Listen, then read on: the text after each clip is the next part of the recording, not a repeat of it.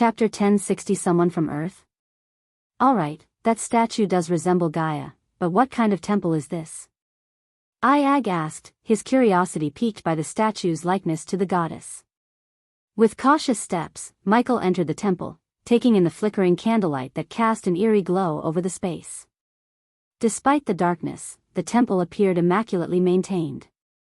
Who leaves flowers here? Michael mused aloud, plucking a lotus blossom from where it lay at the statue's feet. Search the area, see if we can find any information about this temple, Kane suggested, Vidora's three heads swiveling to scan the surroundings. Over there, Sarba suddenly pointed out, his gaze fixed on a wooden plank affixed to the temple wall. Curious, Michael approached the plank and read its inscription aloud, his surprise evident in his tone. This is the temple of the goddess of all monsters. Pray to her for great goddess Gaia's protection from all monsters. It seems the previous Gaia had her temples scattered across this realm, Michael speculated. As he spoke, Michael activated his X-ray vision, scanning the temple for concealed doors or mechanisms. During his search, he noticed a small recess at the base of the statue. Returning to where he had plucked the flower, he squatted down. Michael pressed his hand onto the statue's base, seeking some hidden mechanism or reaction. Iag, Sarba, and Kane observed with a mixture of curiosity and skepticism. What's your plan? Iag inquired. I sense something inside, Michael replied, his tone indicating his focus. Then, break it open, Iag suggested matter-of-factly. When has that ever worked? Sarba chimed in, his tone slightly exasperated. Taking a closer look, Michael discovered a small hole in the statue's base. The hole was almost concealed beneath accumulated sand and dust. After blowing away the debris, he carefully inserted his finger into the opening. Sticking your finger into an unknown hole, great idea, Iag quipped sarcastically. Amid the banter, Michael suddenly let out a shout. Ouch! Iag's eyes widened in surprise, almost jumping at the sudden exclamation. But her shock turned into annoyance as she realized Michael was laughing at her reaction. Why are you being such a jerk? She growled, angrily nipping at Michael's ear. However, Michael's laughter subsided as he felt a sharp sting on his finger, akin to a needle prick. A drop of his blood fell into the opening, prompting a slight tremor beneath the statue. A portion of the ground slid aside, revealing a worn parchment. What's this? Michael wondered, brushing away the dust before carefully unfolding the parchment. If you're reading this letter, you've stumbled upon one of the hidden letters we placed in the temples of Gaia. We must confess, this is just an elaborate prank. We were dreadfully bored while constructing this temple, so we decided to amuse ourselves by creating a secret chamber and leaving this note. There are more of our letters scattered throughout the realm. Collect them all, and you'll have quite the tale to tell. Cheers. Michael read aloud, his voice a mix of disbelief and amusement. As Michael finished reading the letter, Iag's frustration was palpable in her words. Seriously, everyone in this world seems like an asshole or a jerk. What a waste of time. I actually thought we'd find something meaningful here, Iag grumbled in annoyance. Meanwhile, Vidora noticed Michael's unwavering gaze on the letter, his brows furrowed in thought. He seems to have found something we didn't, observed Sarba, waiting for Michael to explain. Michael's attention was fixed on the letter as he spoke up, revealing his findings. This letter, it's made to look ancient, but it isn't. It was placed here about 3 years ago, give or take, Michael revealed after analyzing the letter with his newly acquired skill. What's even more intriguing is that this letter contains Morse code, Michael continued. What's Morse code? Iag inquired. It's a method of communication that uses combinations of dots and dashes to represent letters, numbers, and symbols. Dots are short signals, while dashes are longer ones. Each character is encoded using a unique combination of these dots and dashes, forming a message. Kane explained the concept, his knowledge surprising both Iag and Sarba. Where did you learn this? Sarba asked Kane. During the time you two were asleep, arguing about who would win in a fight between Trista and Lenora, Kane shared with a hint of amusement. You're such a nerd, Iag couldn't help but chuckle. Okay, So you're saying there might be a hidden message in this? If so, what does it say? Sarba redirected the conversation before it could turn into another Iag Kane banter. It decodes to get to the God of Darkness temple in Misty Swamp. Michael unveiled the true message hidden within the code. Unless someone suddenly became a Morse code expert in this world, the person who left this message is likely from Earth. Michael's tone turned serious. While he had met Hunter from Earth, he was in a different universe entirely, and he wasn't one to leave cryptic messages. Let's focus on rescuing Marlis worshippers first, and then we can head to the Misty Swamp, Michael concluded, rising to his feet, ready to leave the temple. Just as Michael was about to step outside the temple, a sudden rush of 5 men entered, catching his attention. These newcomers were dwarves, characterized by their stocky builds, long beards, and battle axes slung across their backs. "Look who we've got here," announced the leading dwarf, his face adorned with a scar that ran across his cheek. He pointed a grubby finger in Michael's direction. Michael surveyed them, his gaze lingering on the protective chains around their necks. He couldn't help but notice the familiarity of those chains. "Have we crossed paths before?" Michael inquired, though his eyes betrayed a hint of wariness. "Never met, but you sure managed to make someone real mad. They put quite the bounty on your head," growled the dwarf leader, his tone oozing hostility. Michael was taken aback. After all, he had only arrived in this world a day ago. "Trust me, I'd know if I'd made someone that mad." "I think you've got the wrong guy," Michael calmly responded, seeking to defuse the situation. "Nah, we're pretty sure. You're a human, not exactly easy on the eyes, and you've got a Hydra as your buddy," the leader dwarf chuckled. "Hey, there you go, admitting I'm not ugly," Michael quipped. "Wait, are you guys not surprised to see a Hydra?" Iag interjected, her voice tinged with confusion. "Not really. We've seen those scholar types bring back all sorts of endangered species," another dwarf, who wore glasses, chimed in matter-of-factly. "N0 Velisp. C0M bring back?" Iag's astonishment was palpable, yet the thought of someone attempting to artificially create her noble race stirred both hope and anger within her. "Listen, dwarves, I'm not really in the mood for games right now.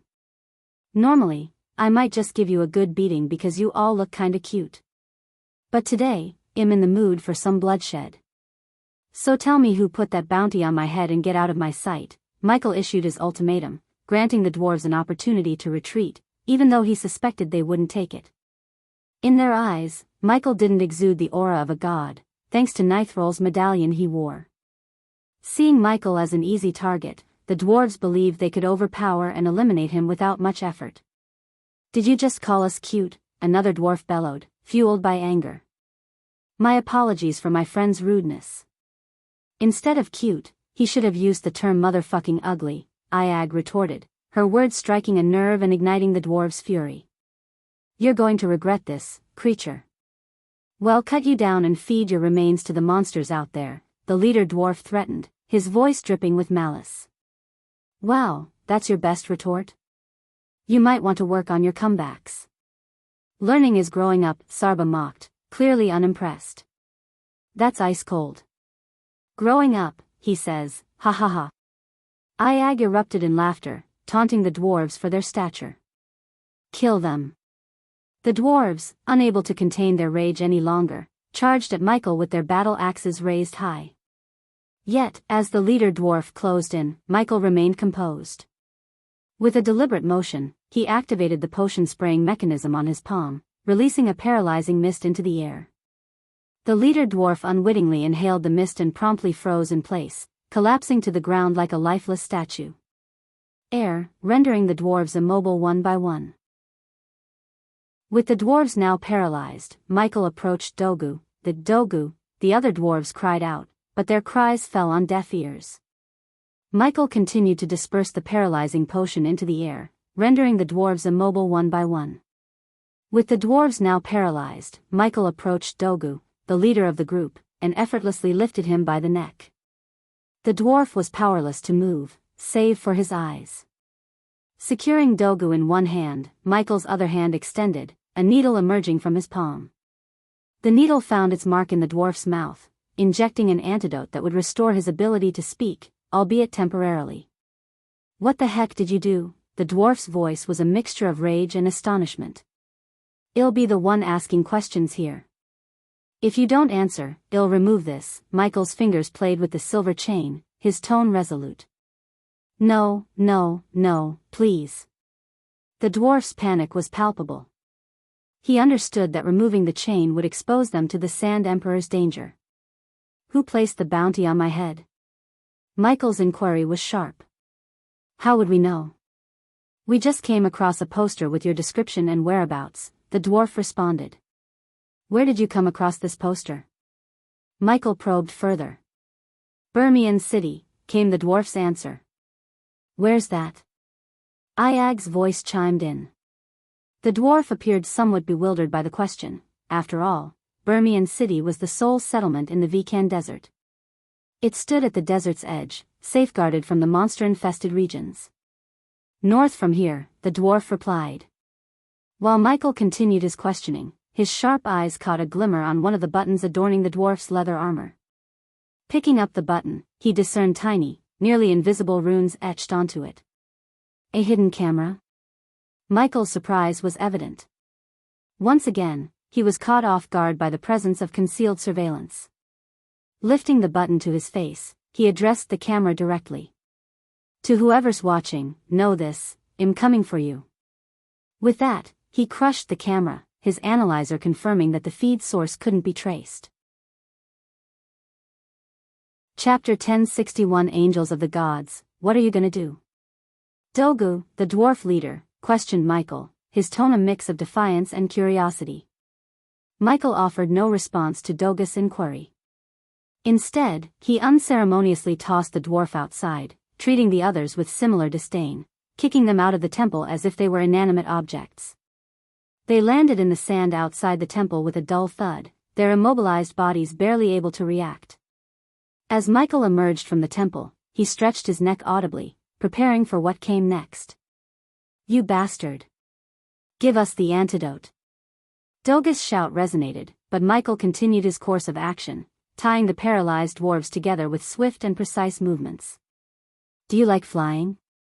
Michael inquired of Dogu, his words dripping with irony as the other dwarves struggled helplessly. All they could do was move their eyes, a stark contrast to the fluidity of Michael's movements.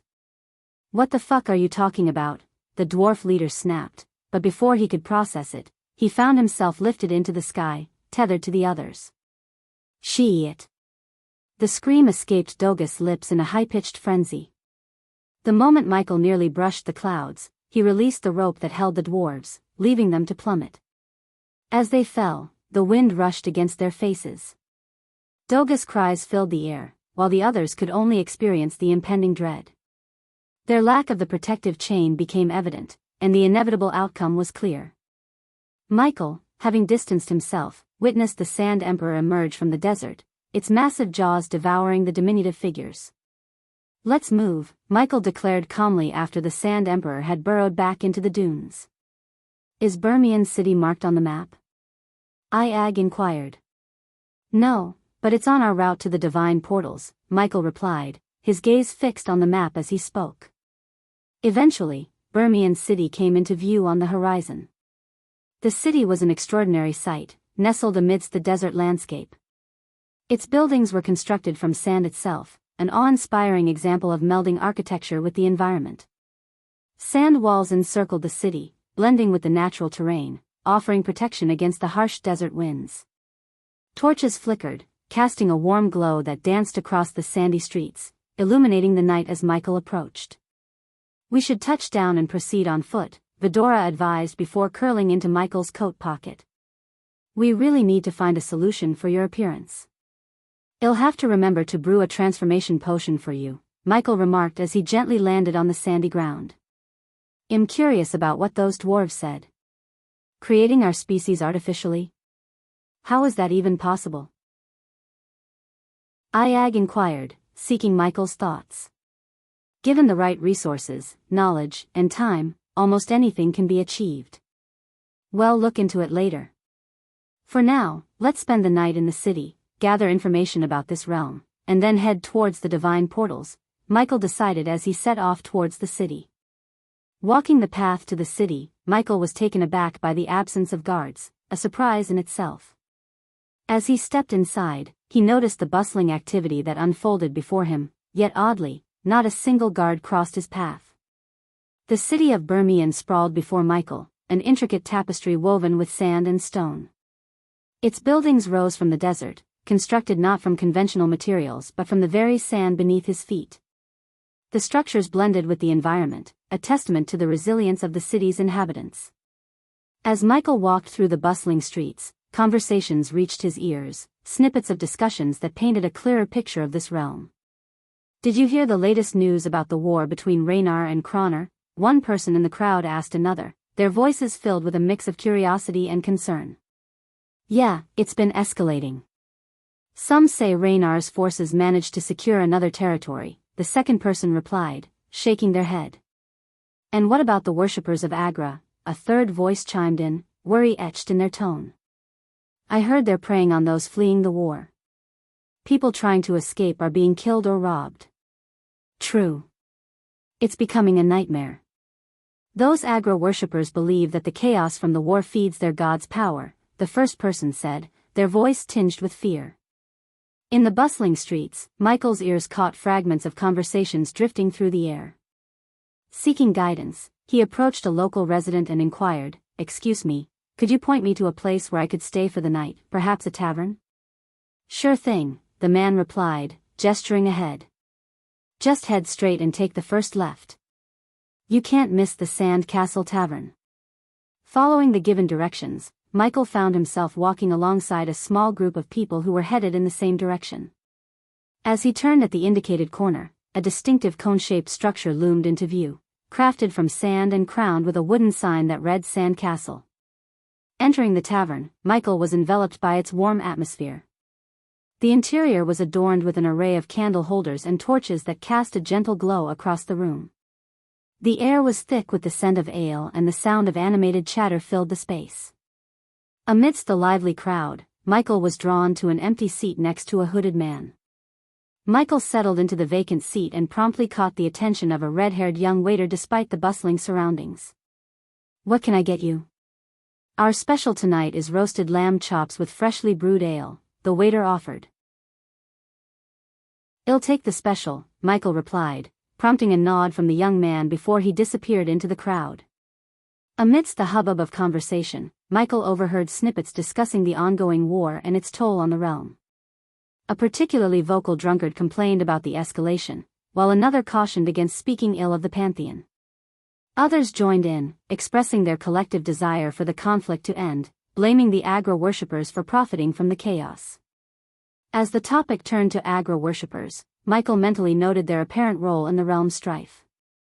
While listening, he received his mug of ale from the young man, who informed him that his food would follow shortly. "Thank you," Michael acknowledged, his gaze remaining on the scene. Suddenly, his expression shifted to a frown as he sensed a formidable presence coalescing around the tavern through his environmental awareness. These powerful entities were closing in from all directions with astonishing speed. Suddenly, before anyone could react, the wooden door exploded into splinters as a group of men clad in gleaming white armor burst into the tavern. Their entrance was accompanied by the cacophony of gunshots, as they ordered everyone to freeze. N0 Vilus B. C0M, nobody move. Stay where you are. One of the armored men shouted, his voice sharp and commanding. The patrons inside the tavern were shocked by the abrupt intrusion, their initial chatter giving way to startled shouts. "Angels!" someone yelled in disbelief. The group of intruders, unmistakably angels by their appearance, acted with swift authority. They pointed their weapons at the bewildered crowd, forcing them to drop to their knees in submission. Fear and panic were palpable in the air as people complied, their faces etched with terror.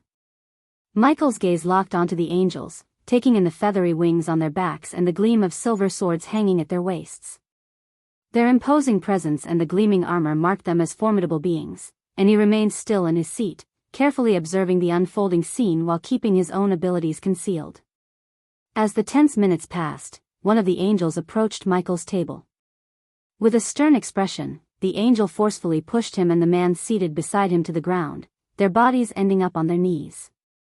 The pressure of the angel's hand on his shoulder was firm, leaving no room for resistance. Gradually, the scene repeated throughout the tavern, with the patrons being forced to kneel under the watchful eyes of the angels. Michael observed as the once lively atmosphere turned into one of complete submission. Fear was evident in the eyes of the people, who avoided making direct eye contact with the celestial beings that had invaded their space.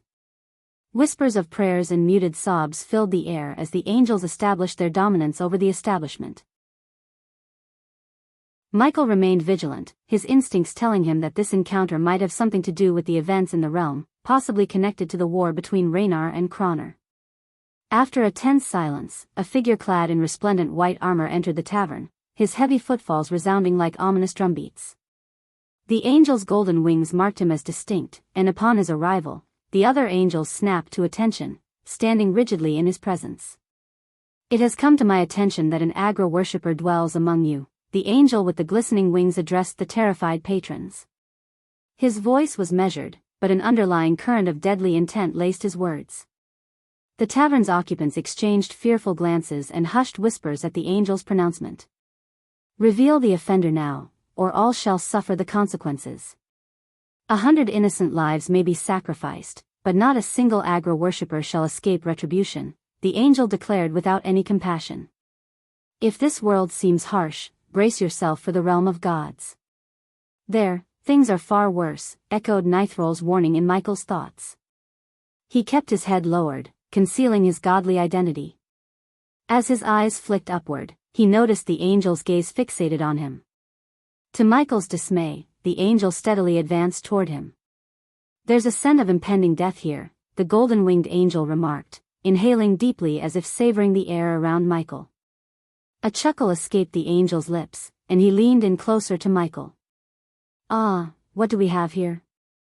Word has it that you're bound for the divine portal. But do you think you can slip away unnoticed?" The angel's question dripped with taunting amusement as he unsheathed his sword with deliberate slowness.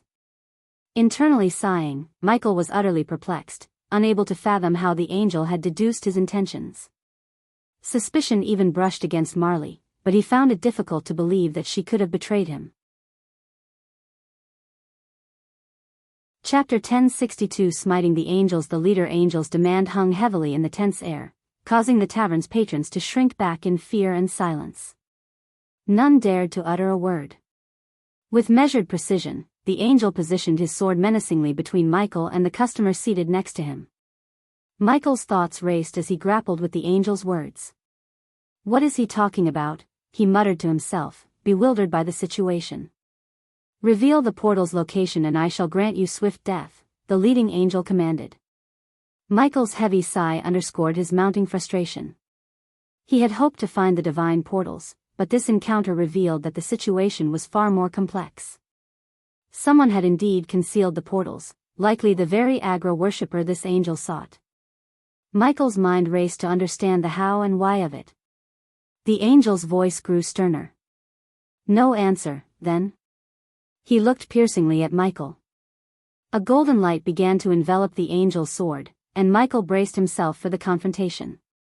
He intended to defend himself and counterattack, though he knew it would complicate his plan to gather more knowledge before engaging in battles. Unexpectedly, the hooded figure at Michael's side sprang into action, his voice an exasperated growl. A crimson-red beam shot forth, striking the angel's chest and sending him hurtling through the crowd. The turn of events surprised Michael, as the other angels scrambled to respond. "Kill the Agra worshipper," they cried in unison, launching themselves toward the hooded figure. "Come with me if you want to live," the hooded figure's voice resonated in Michael's mind. As the other angels closed in from all sides, the hooded figure deftly retrieved an object from his pocket, tossing it to the ground. The resulting explosion enveloped them in a thick red smoke. Within the swirling haze, a hand landed on Michael's shoulder, and the world around him seemed to warp and twist. In the span of an instant, the tavern scene and its cacophony vanished, replaced by the barren desert as Michael found himself alongside the hooded figure. A puzzled furrow settled on Michael's brow. Did he just pull us into his mess? Iag's voice, emanating from Michael's pocket, was tinged with concern. Michael wasted no time. "Who are you?" he inquired. The hooded figure gradually revealed himself, fiery red hair cascading from beneath the hood, and crimson eyes locking onto Michael's gaze. A small flame mark adorned his forehead, marking his allegiance to the god Agra. But the figure wasn't done. "The real question is, who are you?" he retorted. Michael maintained his composure as the hooded individual pressed on. "Your reaction to the angel's sword was intriguing. Or rather, your lack of reaction. Only a seasoned killer would face that sword without fear. It's a rarity in this world. You didn't even flinch. So, who are you?" The figure's keen observation skills took Michael aback. "I might just be someone who didn't want to be caught in your troubles," Michael shot back, folding his arms. The figure shook his head. "No, you're someone in search of the divine portals. Your curiosity was evident when the angel mentioned them. The glimmer in your eyes gave you away." The depth of the figure's insight left Michael genuinely surprised. "We can be allies," the Agra worshipper suggested. N0 Velisp. C0M. Michael's skepticism was palpable. "And why should I believe you can be of any assistance, let alone that I'd willingly step into your mess with the angels?" he countered. "Because there's something different about you," the Agra worshipper replied. Before Michael could reply, he sensed a distortion in the air around him. "They're coming," Sarba whispered through their mental link, detecting an impending teleportation. True to Sarba's premonition, a portal materialized next to Michael and the Agra worshipper. The cerulean whirlpool shimmered as the angels who had stormed the tavern emerged from its depths. An Agra worshipper and his follower, the lead angel, sneered, the mask and helmet still obscuring his face, though his contempt for the worshipper was evident. "You didn't strike me as the devotee of such a vile god," the lead angel remarked, his gaze shifting to Michael. "Because I'm not," Michael replied calmly. "Intriguing," the angel mused, stroking his chin. He then redirected his attention back to the red-haired Agra worshipper. The angels behind the leader sprang into motion, materializing behind Michael and the Agra worshipper.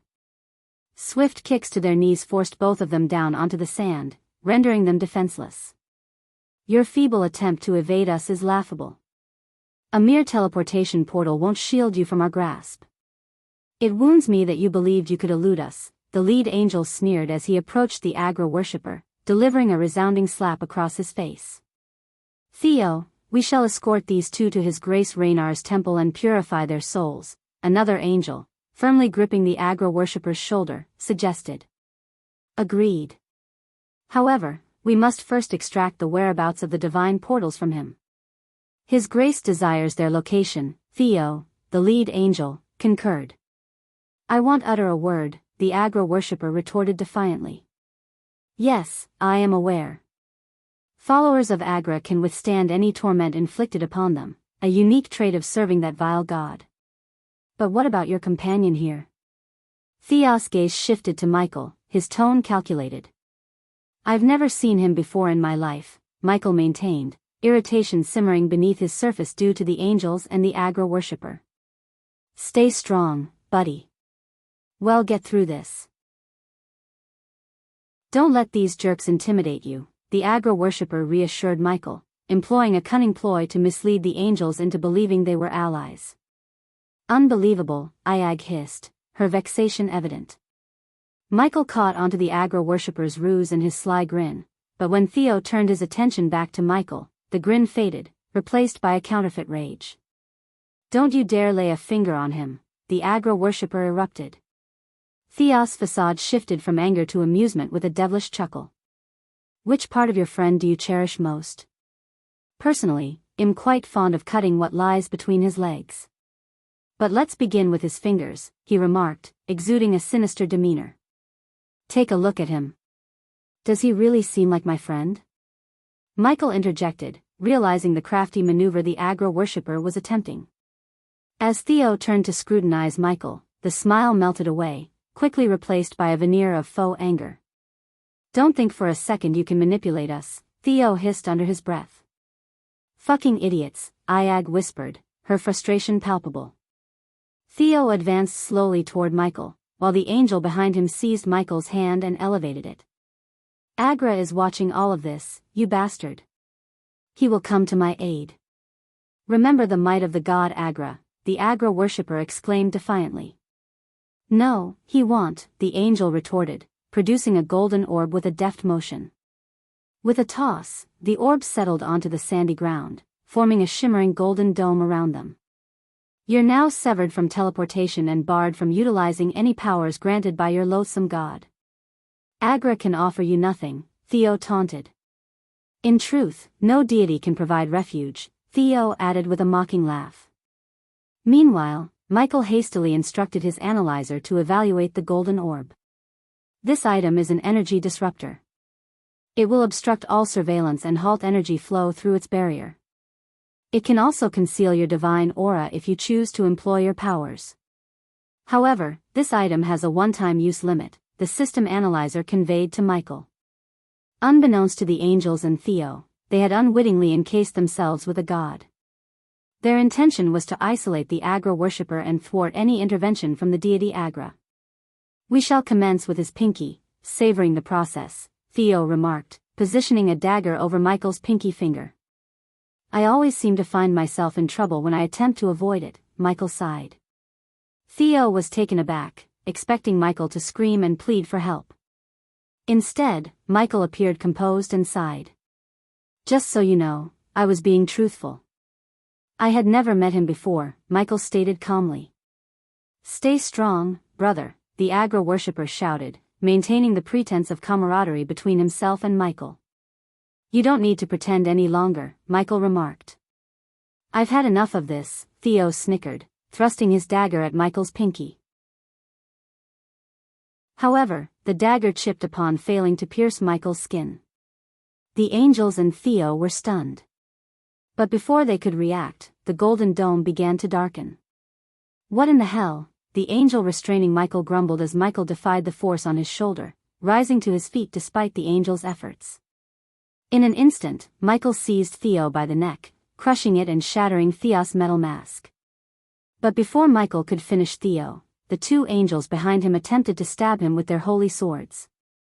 Swiftly, Michael hurled Theo aside and evaded the attacking angels. With fluid motion, he drew two dark swords from behind and severed the angels' hands in a matter of seconds, causing them to scream in agony. Without hesitation, Michael lunged forward, beheading the angels. Disregarding the system notifications, he dispatched the two celestial beings in the blink of an eye. As Michael turned, blood splattered across his face, leaving an ominous stain. The Agra worshipper and Theo finally comprehended that Michael was neither a mere killer nor a mortal, but a god. You're a god. Theo mumbled in absolute shock. The remaining four angels promptly materialized behind Theo, positioning themselves against Michael. They released the Agra worshipper from their grip, recognizing the greater threat at hand. I thought angels were supposed to embody goodness and kindness, Michael snickered, using his wrist to wipe the blood off his face. Guess I was mistaken, Michael commented. How can a god be present here? What god are you? Theos' voice rang out. That's a question whose answer you won't discover in this lifetime, Michael responded calmly. Simultaneously, within the golden dome, darkness engulfed the space, rendering it pitch black. The Agra worshipper inched away, horrified by the angels' screams and the cacophony of blades slicing through both metal and flesh. The sickening sounds of blood spraying and the metallic tang of the scent filled the air, overwhelming his senses. Chapter 1063 Cultivation Realms. In the realm of gods. As the darkness within the golden dome dissipated, the Agra worshipper gazed at Michael with a mixture of fear and shock in his eyes. He realized something was off about the man, but the revelation that he was a god caught him entirely off guard. Now that you've dragged me into your mess, are you going to tell me where to find the divine portals? Michael inquired calmly, moving toward the Agra worshipper, whose attention was fixed on the lifeless forms of the decapitated angels. We never properly introduced ourselves. Let's start with your name, Michael proposed, extending his hand to help the Agra worshipper to his feet. Despite his astonishment, Darth grabbed the god's hand and stood up. I am Darth, the Agra worshipper replied. I am Ghost, and your continued existence hinges on your discretion regarding what transpired here, Michael stated to Darth with a reassuring smile. An unsettling shiver ran down Darth's spine in response. Now, shall we head to where you've concealed the divine portals before more angels appear? Michael queried. Observing the fading flicker of the golden dome, he knew its effects were about to wane. Accordingly, he directed his hand outward, unleashing a stream of dark flames that swiftly reduced the angels to ashes. Darth felt the temperature surge dramatically, causing him to break into a sweat. The bodies were soon reduced to ash, and the temperature normalized once the dark flames subsided. Darth nodded, rendered nearly speechless by the presence of such a formidable god. As the dome's remnants vanished entirely, Michael began to walk away from the scene, and Darth followed by his side. I never anticipated that the goddess of luck, Fortuna, would come to my aid by sending a god, Darth confided as they walked. So, you used to be a worshipper of Agra, Michael remarked, seeking to delve deeper into Darth's knowledge of the world. I was, but am out of that game now. I'm a drifter, unbound to any god, Darth revealed. That sounds like quite a situation. So, what's your plan? Considering the angels won't leave you be, and it seems Agra won't be rushing to your aid anytime soon, Michael continued the conversation, adopting a guise of someone familiar with the world. Darth had knowledge about the world's workings, and Michael needed to gather more insights from him. I'm heading to the infinite ocean. The divine portals will serve as my means to get there. I can escape this wretched place and live out the rest of my days on the ocean, fulfilling a dream of mine, Darth explained. But if the angels believed you found and concealed the divine portals, why didn't you use them to leave instead of returning to Birmian City? Michael inquired. I needed to say my farewells to someone I hold dear. With that done, I can depart this realm in peace, sighed Darth. Your journey would have been a lot less peaceful if you hadn't crossed paths with me, Michael retorted with a smirk. True, fortune has shown me favor, Darth replied. However, luck won't suffice to keep you safe unless you reveal the location of the hidden portals. I need them to reach Namboja, Michael stated firmly. You can use them to reach your desired destination. I wish you luck. You'll need it once the Pantheon catches wind of a rogue god wandering about, Darth said as they continued their journey across the desert. You managed to kill Raynar's angels, but don't underestimate the ones the Pantheon will send. They'll be far more formidable, each at or above the elemental attunement realm, Darth warned. Michael mentally noted the cultivation realm levels of the angels and used this as an opportunity to learn more about the hierarchy of power in this world. He recognized that in this world, no matter how advanced the mortals' cultivation, they paled in comparison to the gods. Still, the cultivation realms of the angels determined their capacity to withstand a god's power. For example, only higher-level angels could survive merging their energy with their patron god's trace of grace. In this case, Theo was at the spiritual embryo realm, where cultivators form a spiritual embryo within their dantian, a seed of potential power. This level was the third in a 9-tiered cultivation hierarchy. Therefore, Theo could only endure a level 3 god's trace of grace. In essence, the angels' cultivation realm determined their ability to absorb and withstand a god's grace. Could you refresh my memory on your mortals' cultivation realms? Michael inquired, pretending ignorance while secretly seeking more insight. Darth, sensing something peculiar about the god beside him, no longer attempted to manipulate the situation. We have the initiate realm, chi awakening realm, spiritual embryo realm, elemental attunement realm, celestial resonance realm, soul ignition realm, ethereal fusion realm, void transcendence realm, and divine ascendancy realm, Darth listed. Michael mentally catalogued this information about the realm hierarchy for the inhabitants of this world. In truth, only a select few devout worshippers or those favored by the gods could even achieve the initiate realm.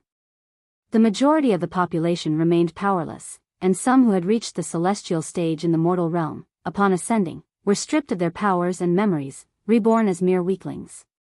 As Michael continued walking, he recalled the words Marley had shared with him regarding the hierarchy of godhood in the realm of gods. The stages are fledgling god, demigod, celestial god, ethereal god, astral god, elder god, primordial God, transcendent God, and ancient God. Though it's said that the ancient God level has become a myth, as no one, not even the gods of the pantheon, has managed to reach that pinnacle. As we approach the portals, we can part ways, Darth stated, breaking the silence that had enveloped them. Have you been to Nimbosia? Michael inquired of Darth. Yeah, a couple of times. It's a mess up there. Since you don't seem to be in the pantheon, I'd advise against going there. Raynar can be even crazier than Agra at times. I genuinely feel sorry for the people under the rule of the god of rain, Darth sighed, showing his empathy for those under the dominion of Raynar. Curiosity was piqued. Isn't it obvious? You just took down Raynar's angels of a, why do you assume I'm not from the pantheon? Michael's curiosity was piqued. Isn't it obvious? You just took down Raynar's angels of a pantheon god. It's rare for anyone in the pantheon to kill another god's angels. Angels from one god killing those of another has happened, but gods directly killing angels of another god? That's not something I've heard of, Darth explained. As Michael and Darth continued their journey towards the divine portals, Michael gained more insights into the realm of gods from Darth's perspective. However, Darth was unaware of the peculiar phenomenon preventing gods from venturing outside their domains, a topic Michael was keen to explore. N0 VLUSB. C0M, if you don't mind my asking, why are you heading to Nimbosia? Inquired Darth. I'm taking a vacation and exploring the world, Michael responded with a wry smile. Darth realized that Michael wouldn't reveal his true purpose for visiting Nimbosia. He had no interest in anything beyond getting rid of Theo and his angels. Now that they were out of the picture, Darth's focus was on reaching the infinite ocean and starting anew there. What if Agra sends his angels to punish you for abandoning your devotion to him? Michael asked, probing the consequences of forsaking a god's worship. I hope he won't until I reach the infinite ocean. Once I'm there, no one can catch me, Darth explained. Why is that? Michael inquired. Darth was once again taken aback by the god's lack of knowledge. Nonetheless, he chose to share information until they reached the location of the hidden divine portals. The infinite ocean earned its name for a reason. Moreover, the gods hold no sway over the ocean, it's a forbidden zone, Darth clarified. As they conversed, they ascended a sand dune and beheld the oasis in the distance. The lush appearance of the oasis offered a stark contrast to the surrounding desert. Is that where you've hidden the portals? Michael asked Darth. Darth nodded. With a relieved sigh, Michael and Darth made their way towards the oasis.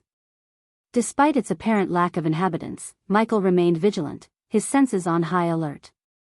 Allow me some time to dispel the illusions. Once they're gone, I'll activate the portals, and you can use one to reach Nimbosia, Darth instructed Michael. Sounds like a plan, Michael responded. As the oasis drew closer, Michael's excitement grew. The realm of gods held both challenges and opportunities that he was eager to explore. How much time do you need to dispel the illusions? Michael inquired. 10 minutes should suffice, replied Darth. Approaching the oasis, Michael squatted down to splash his face with the cool water. The refreshing sensation of the water against his skin revitalized him. Can we really trust this guy? Iag's voice whispered from his coat pocket. Absolutely not, and we don't need to. Once we have the portal, we'll go our separate ways, Michael replied. I think we should eliminate him, suggested Iag. No, I suspect he has some tricks up his sleeve. We shouldn't make more enemies in this world until we understand the situation better, Michael explained. While washing his face, Michael glanced at his reflection in the clear water. But his attention was quickly drawn to something else. In the sky, a fiery and brilliant object streaked through, rapidly approaching them. Turning slowly, Michael saw what seemed like a shooting star heading straight for them. An uneasy feeling settled over him as he frowned, sensing that something was off. The shooting star grew larger and drew nearer. Damn it, Michael leaped into the oasis just as the fireball struck the sand nearby, triggering a powerful explosion. Emerging from the water, Michael observed a figure emerging from the aftermath of smoke and sand. The fiery ambience was accompanied by the heavy clank of armor, and a metallic scent of blood permeated the air. "Agra wants to have a little chat with you, Darth," the figure's voice cut through the lingering smoke and sand. Michael's gaze shifted to Darth, who was gradually rising to his feet. "He wants his favorite angel back." The figure's words were aimed directly at Darth. Chapter 1064 God Agra and His Angels, Larn. The words slipped from Darth's lips as he laboriously regained his footing. Meanwhile, Michael remained afloat in the oasis, his head above the water. Vidora's ability to breathe underwater had proved to be a life-saving advantage. Larn, the angel of God Agra, grabbed Darth by the neck, raising him off the ground. Unbeknownst to Michael, who could no longer discern the angel's cultivation levels in this unfamiliar world, Larn was at the celestial resonance realm, the 5th stage of cultivation. This meant he could absorb a fragment of level 5 God Agra's grace to gain a power boost. "You can emerge from the water now," Larn's voice cut through, addressing Michael. With a sigh, Michael waded out of the water, his neck making a cracking sound as he stretched it. "Who are you?"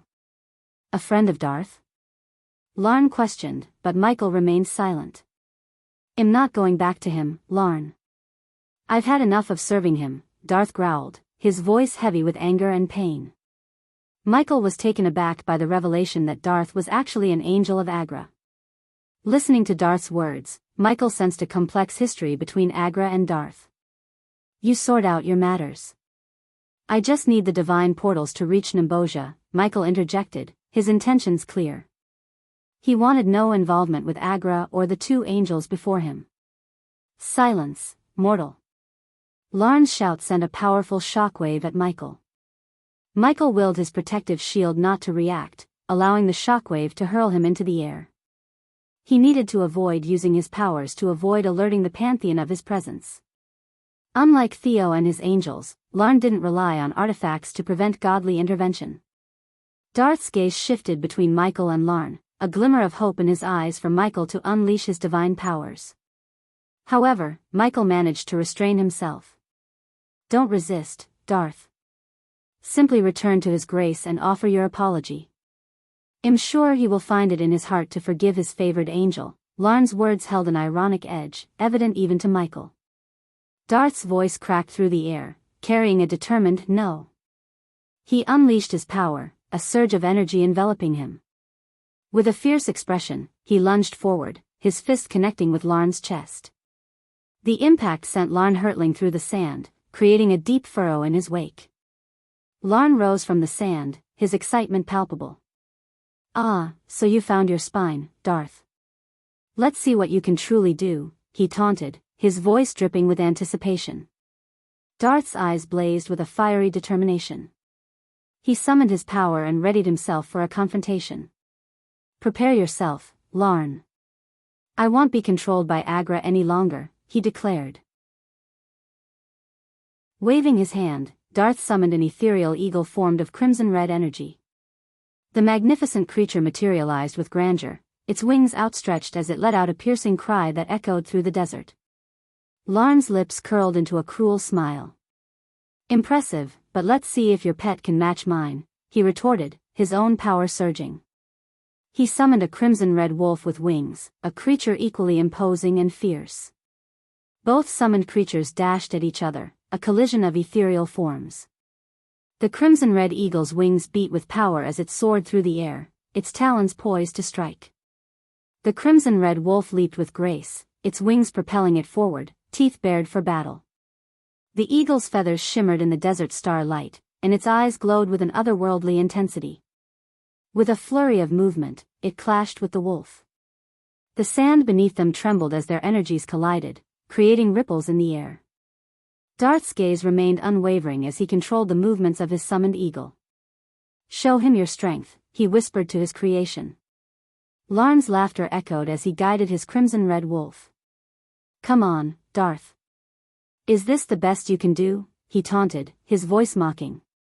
The fight raged on, each summon unleashing its own arsenal of attacks. The desert around them shook with their power, sand swirling in chaotic eddies. The clash of energies created bursts of light and sound that reverberated through the oasis. Darth's determination fueled the crimson-red eagle, each movement precise and calculated. The wolf matched its adversary with equal ferocity, teeth snapping and wings slashing through the air. The battle was a spectacle of raw power and intensity. Amidst the clash of summoned creatures, Darth's voice cut through the tumultuous air. Agra is not a god. He's an evil entity that seeks nothing but death and destruction. His words reverberated with conviction, carried by the winds of the battle. Larn's retort was swift, his crimson-red wolf lunging at the eagle with renewed vigor. And yet, you served that same entity without batting an eye. What's changed, Darth? Suddenly questioning the very being you once worshipped? His voice held a mixture of scorn and amusement. Landscape. Larn's taunts continued, his voice dripping with mockery. Is this an amusement? As the ethereal battle raged on, Michael watched from a distance with growing annoyance. The divine portals were within reach, yet the interruption by these angels continued to thwart his plans. He clenched his fists, his patience wearing thin. He wanted to end this conflict and secure the means to reach Nimbosia. Darth's anger and determination seemed to fuel his summoned eagle further. Its movements became more intricate, its attacks more strategic. The crimson-red wolf countered with equal fervor, each clash of energy sending shockwaves through the desert landscape. Larn's taunts continued, his voice dripping with mockery. Is this the extent of your newfound defiance, Darth? Facing me, a loyal servant of Agra? Darth's response was laced with unwavering determination. You're blind to the truth, Larn. You're a puppet, blindly following a malevolent force. I won't be part of it any longer. The battle reached a crescendo, the clash of summoned creatures becoming a spectacle of power and will. Each creature's movements painted streaks of crimson energy across the desert sky, their clashes creating bursts of light that illuminated the landscape. Michael's annoyance grew with every passing moment. He couldn't afford any more delays, not when his presence in this realm was becoming more apparent to the Pantheon. He needed those divine portals, and he needed them now. Darth's voice broke through the chaos again, his words carrying a fierce determination. Agra may have deceived me once, but I won't be his pawn any longer. Larn's laughter resonated, cutting through the battle's cacophony. And what do you hope to achieve, Darth? Defeating me won't change your fate. You're marked by Agra, N0VLUSB. C0M, this Agra god seems like a big deal, Ghost, Iag's voice sounded from within Michael's pocket. Yeah, I have a feeling we might cross his path in the future, Sarba added. I don't care. I need the divine portals, and this Larn guy is messing up my plans, Michael replied with a hint of frustration. Well, you can't kill him without using your powers, Iag pointed out. True, but I can at least distract him. Maybe that'll give Darth an advantage, Michael planned, hoping a distraction would help Darth gain the upper hand in the battle. Anytime now, Michael was about to make his move when Darth's voice echoed through the chaos, causing him to pause. The ethereal eagle summoned by Darth appeared to be weakening, while the crimson-red wolf grew larger and more menacing due to Larn's connection to Agra. Do you think your mortal friend can help you? How the mighty have fallen, Larn sneered. You have no idea, Darth began, but before he could reveal Michael's true identity as a god, Michael intervened. You two can continue this fight later. I'm just interested in the divine portals. Show them to me, and they'll be on my way, Michael interjected, momentarily halting the battle. Who's this guy? We're in the middle of a fight, and he looks like he's on vacation, Larn chuckled, his surprise evident. Darth, you can't win against him. He's more powerful than you. So, activate the portals, Michael suggested to Darth, prompting a spark of pride in Larn's eyes, and he smirked arrogantly. Well, your mortal friend is correct. But it's a shame I won't be letting either of you go anywhere. You're both coming to meet his grace, and you, Larn shifted his gaze from Darth to Michael. You are going to die, Larn declared with a smug smile. Activate the portals, Michael instructed Darth, and the battle between the eagle and the wolf continued. As the clash intensified, Michael used the distraction to kick sand towards Larn. However, the sand disintegrated upon reaching Larn, his power obliterating it. Pathetic trick, Larn sneered, his hand emanating a crimson-red energy beam that he aimed at Michael.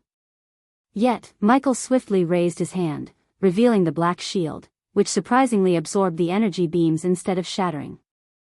A powerful artifact, Larn's eyes gleamed with greed, desiring the shield for himself. Simultaneously, Darth evaded Larn's attacks and seized hold of a solitary coconut tree on the oasis edge. His touch caused a golden light to flicker, manifesting beside the tree, the portal. Larn's taunting voice broke the momentary stillness. "You're going nowhere," he jeered, his hand raised to strike. In response, the wolf lunged at the eagle, clamping its jaws around the eagle's neck. The golden eagle shattered into radiant fragments. The force of this shattered connection made Darth cough up blood and collapse to the ground. Larn prepared to target Darth with his energy beam, but before he could, Michael lunged forward and delivered a powerful punch to the angel's face. The impact sent Larn hurtling away with a resounding explosion. As Larn soared through the air, the wolf redirected its hostile attention to Michael, its eyes gleaming with aggression. "Get up and activate the portals," Michael shouted to Darth, preparing to confront the wolf. He unsheathed his dark swords with a deliberate, tense motion and cracked his neck. "You're the last obstacle before I reach Namboja," Michael declared, his frustration evident. "Just give me a moment," Darth uttered weakly, pulling himself together. Suddenly, the wolf emitted a fierce howl and lunged at Michael from above. "You want to defeat that creature without using your powers," Sarbah's voice was tinged with anxiety as the wolf closed in. Just as the wolf was about to pounce on Michael, Vidora sprang out of Michael's pocket and perched on his head. In response, Iag surged forward and opened her mouth wide. The wolf bared its teeth, leaping at Michael with aggression. Simultaneously, Iag unleashed a powerful sonic wave with a resounding shout. Visible as a tangible force, the sonic wave streaked toward the wolf.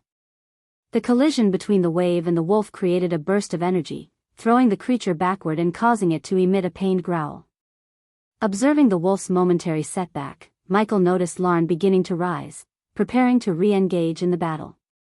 "Come on, Darth, hurry," Michael urged, his voice laced with urgency.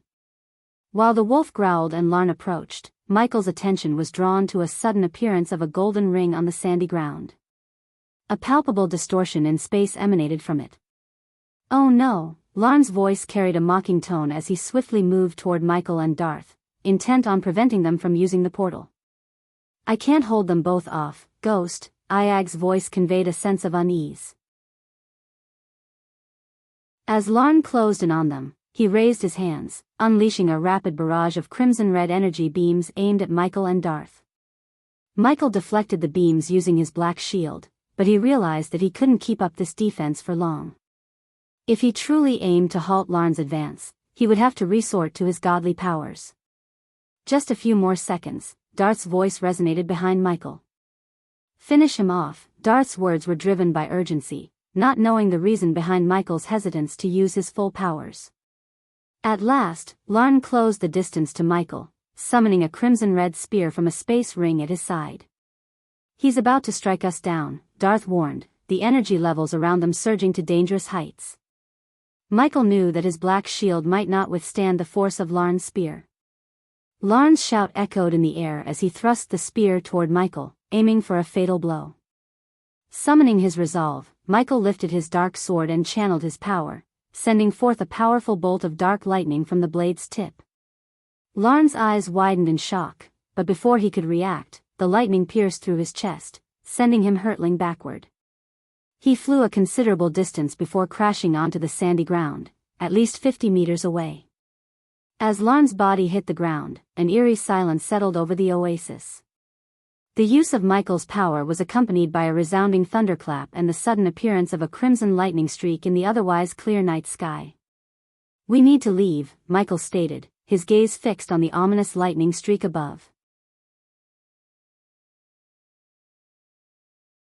Chapter 1065 A Quest from the System. As Michael and Darth plunged into the portal's embrace, he felt a powerful tug, like being torn through a vortex. Unlike the instant teleportation he was accustomed to in the mortal realm, this journey was more like traversing a bridge of light, a luminous passage that carried him alongside Darth. "So, you were one of Agra's angels?" Michael inquired during their journey.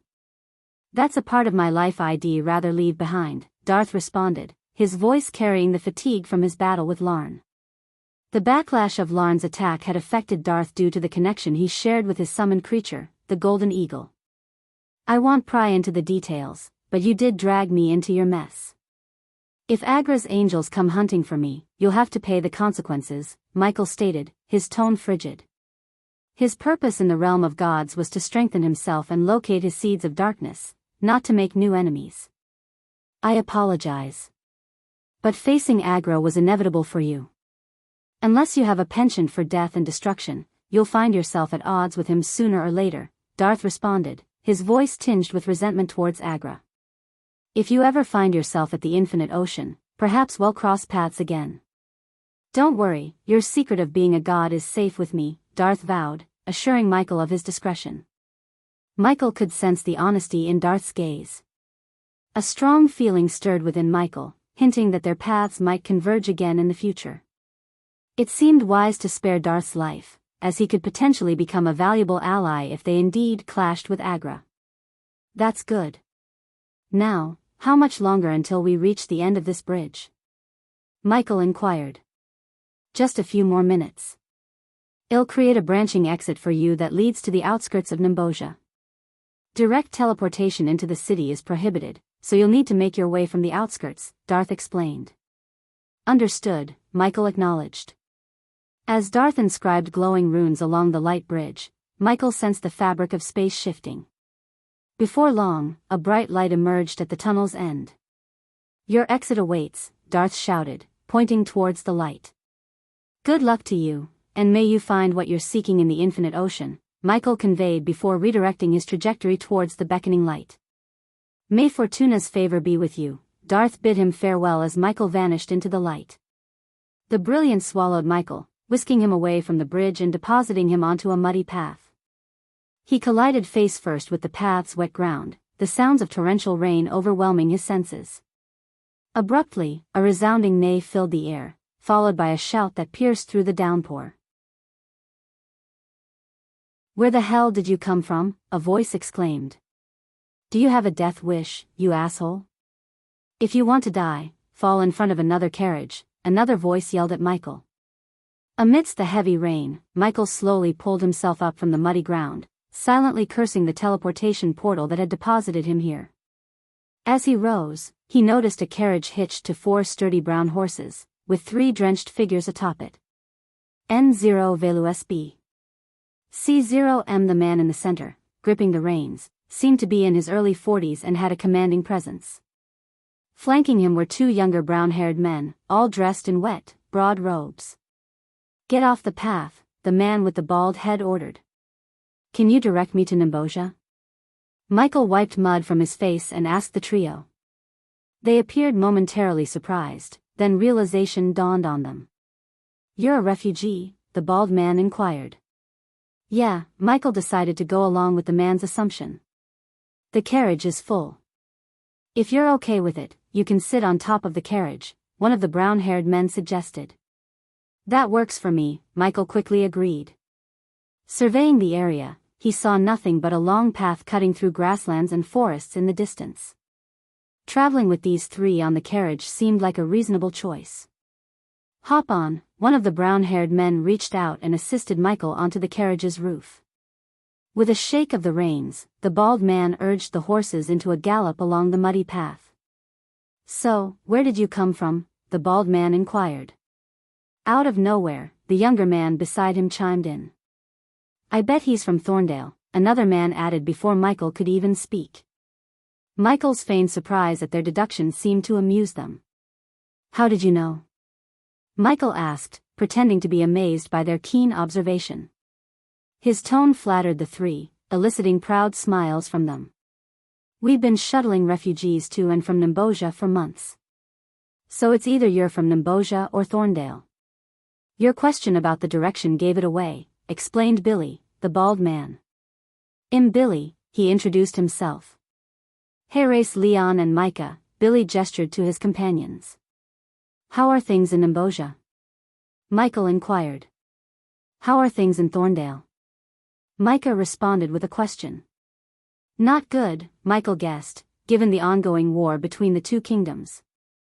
Well, in Nimbosia, things are worse. This rain is nothing compared to what falls within the kingdom. It's as if Raynar is punishing his domain for lack of devotion. Just last week, a group of orphan children drowned. Bill's voice carried a mix of anger and sadness. The news of orphan children's deaths struck a chord with Michael. Having been an orphan himself and having cared for children like that, he felt a surge of emotion. Blaming Raynar for their deaths, he silently labeled him as a villain. Gods, Micah sighed. Shut up, you fool. Don't mock the gods. May Fortuna shield your words from the pantheon and other deities, Billy admonished sternly, touching the medallion hanging from his neck. What's your name? Leon asked. John, Michael offered a simple, common name. Who do you pray for? Billy inquired, showing his religious side. Fortuna, Michael promptly replied, invoking the name of the goddess of luck. She seemed well known in this world, so Michael decided to use her name. Unbeknownst to them, they were traveling with a god. Fellow Fortuna worshipper. Makes sense, as you met us instead of Agra's followers, Leon chuckled. Shut up, Leon. Don't even mention that vile god's name. You'll bring bad luck upon us. Billy quickly silenced him and touched his medallion again. The mention of Agra's name instilled fear in their eyes, deepening Michael's curiosity about this deity. Do you have any gold with you, John? Micah suddenly inquired. I do, Michael responded, pulling out a few gold coins from his pocket, assuming they were asking for payment. However, their surprise was evident as they saw the plain gold coins in Michael's hand. What kind of gold coins are these? There's no crest or symbol on them, Billy observed. It's raw gold, Leon added. Putting the gold coins back in his pocket, he realized that the realm used different currencies, prompting him to convert his gold coins. John, you won't be able to use these anywhere. If I were you, I'd try one of the dwarven banks and exchange them for Nimbosia currency, Micah advised. I'll do that. Thanks for the heads up, Michael nodded. Putting the gold coins back in his pocket, he realized that the realm used different currencies, prompting him to convert his gold coins into something usable. Soon, the carriage entered a dense forest where the canopy offered some respite from the heavy rain. Hey John, do you happen to have a sword or something to defend yourself? Bill's sudden question took Michael by surprise. Yes, Michael nodded. Why do you ask? Michael inquired. Nothing. Just curious, Billy evaded, though his tone held a trace of fear.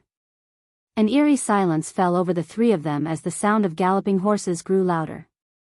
Michael remained quiet, his senses heightened. The forest appeared ordinary on the surface, like any he had seen in the mortal realm. Yet, Michael's heightened awareness alerted him to hidden hostiles. His keen sight allowed him to spot figures concealed behind trees and bushes, despite their attempts at hiding. I have a bad feeling, Micah, Bill's voice quivered. Though he hadn't revealed to Michael, whom he knew as John, that rumors had circulated about Agra worshippers in this forest, he hoped they were mere rumors. These worshippers, known as vile bandits, wandered this realm without allegiance to any kingdom, driven solely by death and destruction to appease their god. In silence, Michael observed these hidden figures in the forest, anticipating their move. As expected, trees on either side of the path suddenly crashed down, startling the horses. Michael gripped the carriage tightly, holding his position. But Billy, Micah, and Leon were thrown off. Amidst the commotion, cries of babies and the panicked voices of refugees echoed from inside the carriage. Figures clad in pitch-black robes emerged from the forest, surrounding the carriage from all sides. Stay still. Don't move. Their orders were accompanied by the glint of crimson-red blades. Suddenly, a robed figure leaped onto the carriage and kicked Michael off. Pretending to stumble and fall, Michael yielded control of the carriage to the Agra worshippers. From his vantage point, he saw refugees, clad in tattered clothes and clutching belongings in small pouches, emerging from the carriage. Babies were held tightly in their arms, trembling with fear and shock. "Agra has favored us. We're about to spill a lot of blood," one of the robed figures said with a sinister grin. With cautious movements, Michael lifted himself up from the ground as the Agra worshippers directed the refugees out of the carriage. The refugees were lined up and forced to kneel down alongside Michael.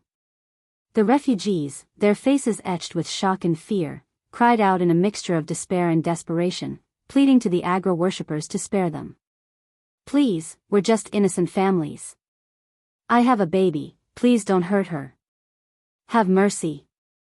We've lost everything." Tears streamed down their faces as they clung to one another, their voices trembling in terror. Their cries echoed in the forest, a heartbreaking chorus of anguish and vulnerability. The Agra worshippers, however, showed no sign of compassion. They reveled in the refugees' suffering, their laughter ringing with a cruel edge. "You think your pleas matter to us? Pathetic mortals, your God won't save you now." The worshippers taunted and jeered, their eyes glinting with sadistic delight. One of them raised his blade high, the crimson-red steel reflecting the despair in the refugees' eyes. Billy, Micah, and Leon were dealt swift blows, their faces struck with punches and then thrown into the crowd. The Agra worshippers quickly snatched their weapons, disarming them. Michael managed to evade their attention since his weapons were concealed within his armor, and his simple brown robes masked his true identity.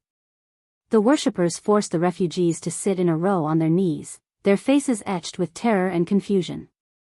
"Let us go, you monsters. These are innocent people." Billy's voice rose in defiance. The worshippers only responded with mocking laughter, their faces twisted with sadistic amusement. "Expecting mercy from us, are you? Insolent fools," sneered one of the worshippers, a heavily built man with a brutish demeanor. "The host should start earning badass points by saving these refugees. You will need worshippers in the future, and this seems like a good place to start your godhood."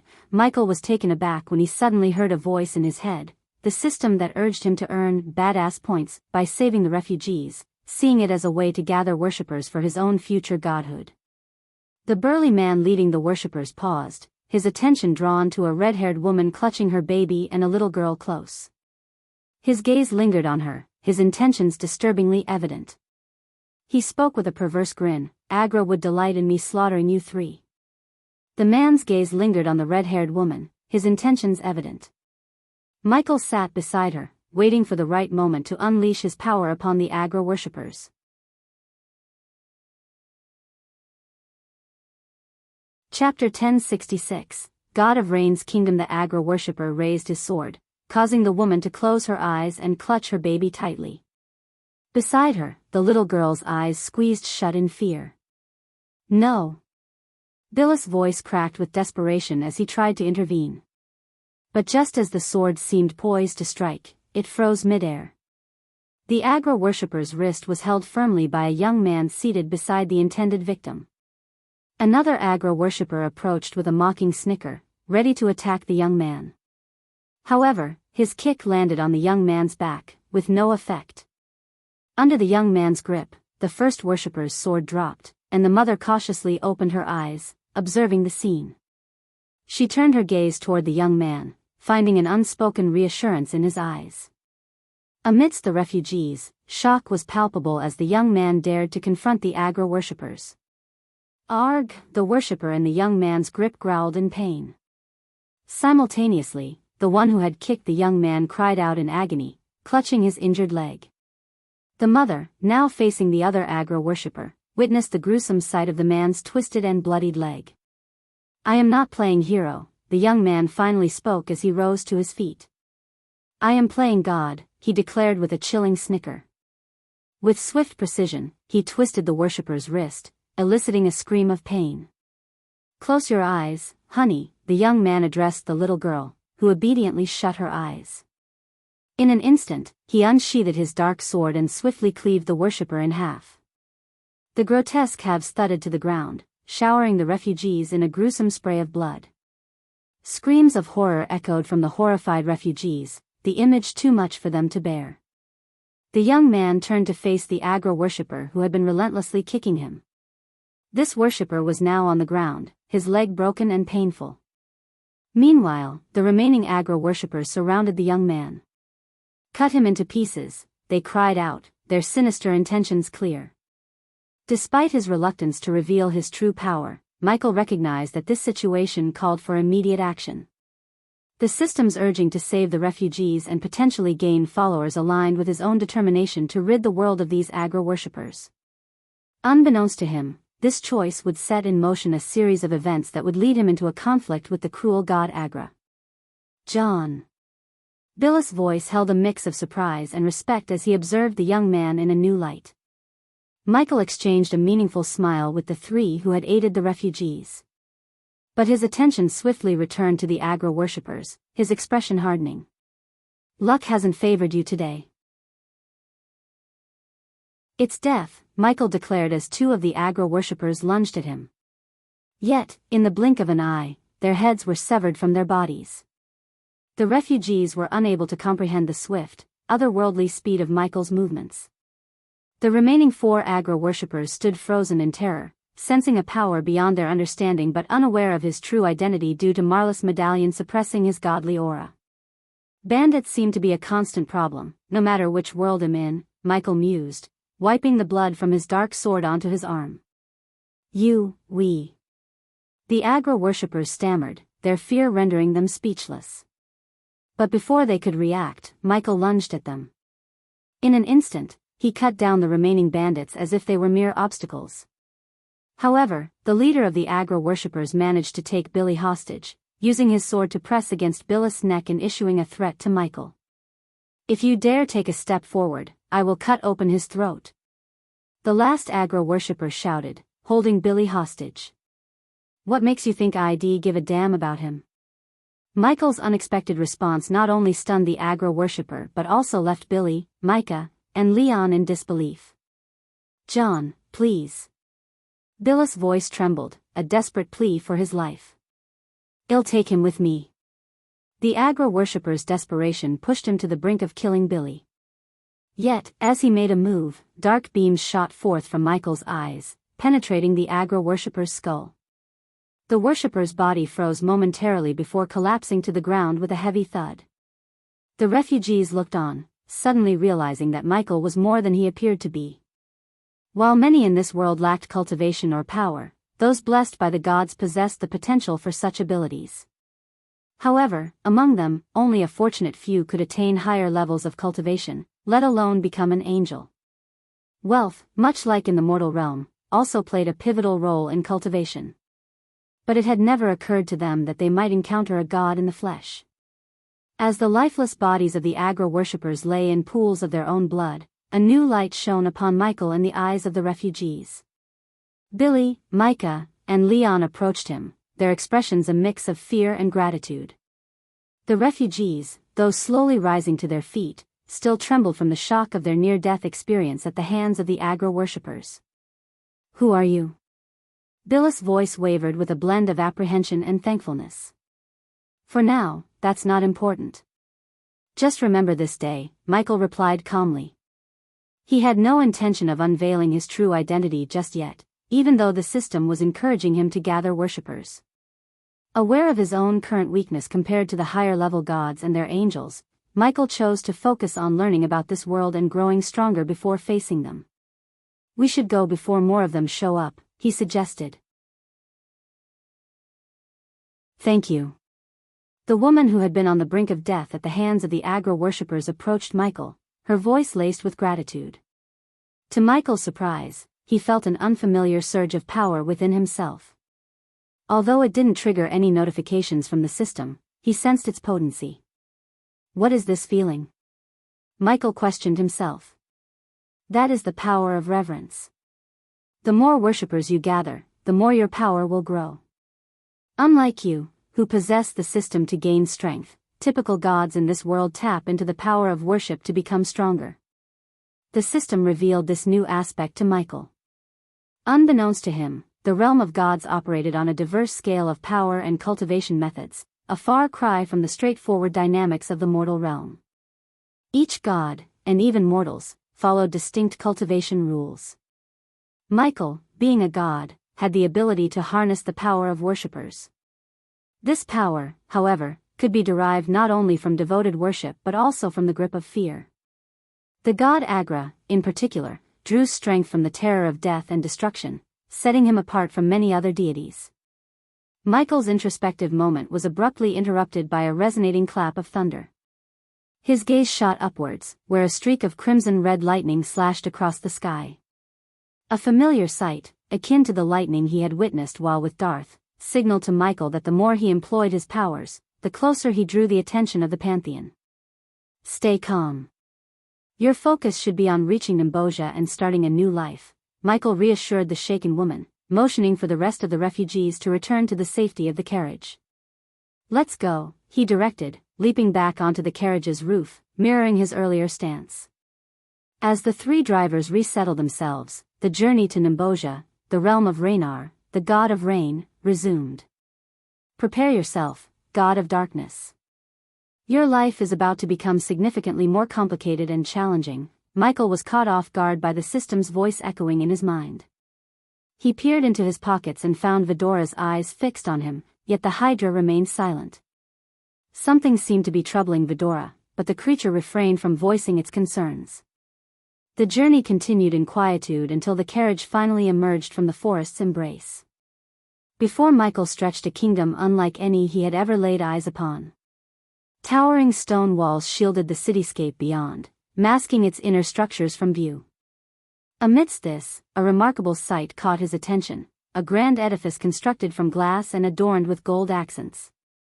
What struck Michael even more profoundly was the spectacle above the kingdom. Clusters of clouds had congregated, forming a colossal hand-like shape that generously showered rain upon the entire expanse. A river flowed around the city, its waters swelled by the constant downpour. However, what puzzled Michael was the conspicuous absence of thunderclaps or lightning streaks amidst the rainfall. Nimboja, Michael muttered softly, his eyes fixed on the distant cityscape on the horizon. I hope they managed to find a better life behind those walls, Micah sighed, his eyes reflecting the skepticism born from witnessing the struggles of refugees. Often, their pursuit of a more promising life in a different kingdom ended up leading to even harsher circumstances. Such newcomers were frequently regarded as burdens, and their existence came with hardships. I believe they will, Michael replied. Though he had no intention of taking on the role of their savior or playing the virtuous hero, he had a strong intuition that the refugees might indeed find better lives within the confines of Nimboja's walls. Moreover, he was determined to uncover a way to challenge or vanquish a god. When that moment arrived, Raynar and the rest of the gods would have no choice but to bow before his might. As the carriage progressed toward the city gates, Michael's attention remained fixed on the sky. He pondered the extent of Raynar's power, marveling at the massive hand conjuring torrents of rain upon the kingdom. A deeper curiosity gnawed at him, why Raynar would subject his own citizens to such relentless punishment. Think we'll cross paths again? Billa's inquiry interrupted Michael's thoughts. You better hope not, Michael quipped, a hint of humor in his tone. Before Billy could respond, a deafening clap of thunder roared through the air. The sound was so intense, so terrifying, that it reverberated through the carriage, rattling its very frame. Michael instinctively looked skyward, his gaze tracing the trail of a lightning bolt slicing through the heavens. From that brilliant streak, a group of figures adorned in shimmering blue armor and boasting resplendent blue wings emerged, suspended in the sky. Croner's angels, Billy muttered, his voice laced with unmistakable fear. In the wake of their appearance, Michael spotted yet another cluster of angels ascending from within the city's walls. Their wings were gray, their armor a somber shade of the same hue. With his keen eyes, Michael observed both groups of angels hovering in mid-air, poised for an imminent clash. Damn it. We've got to get inside before they go all out, Billy exclaimed urgently, snapping the reins to hasten the horse's pace toward the safety of the city's embrace.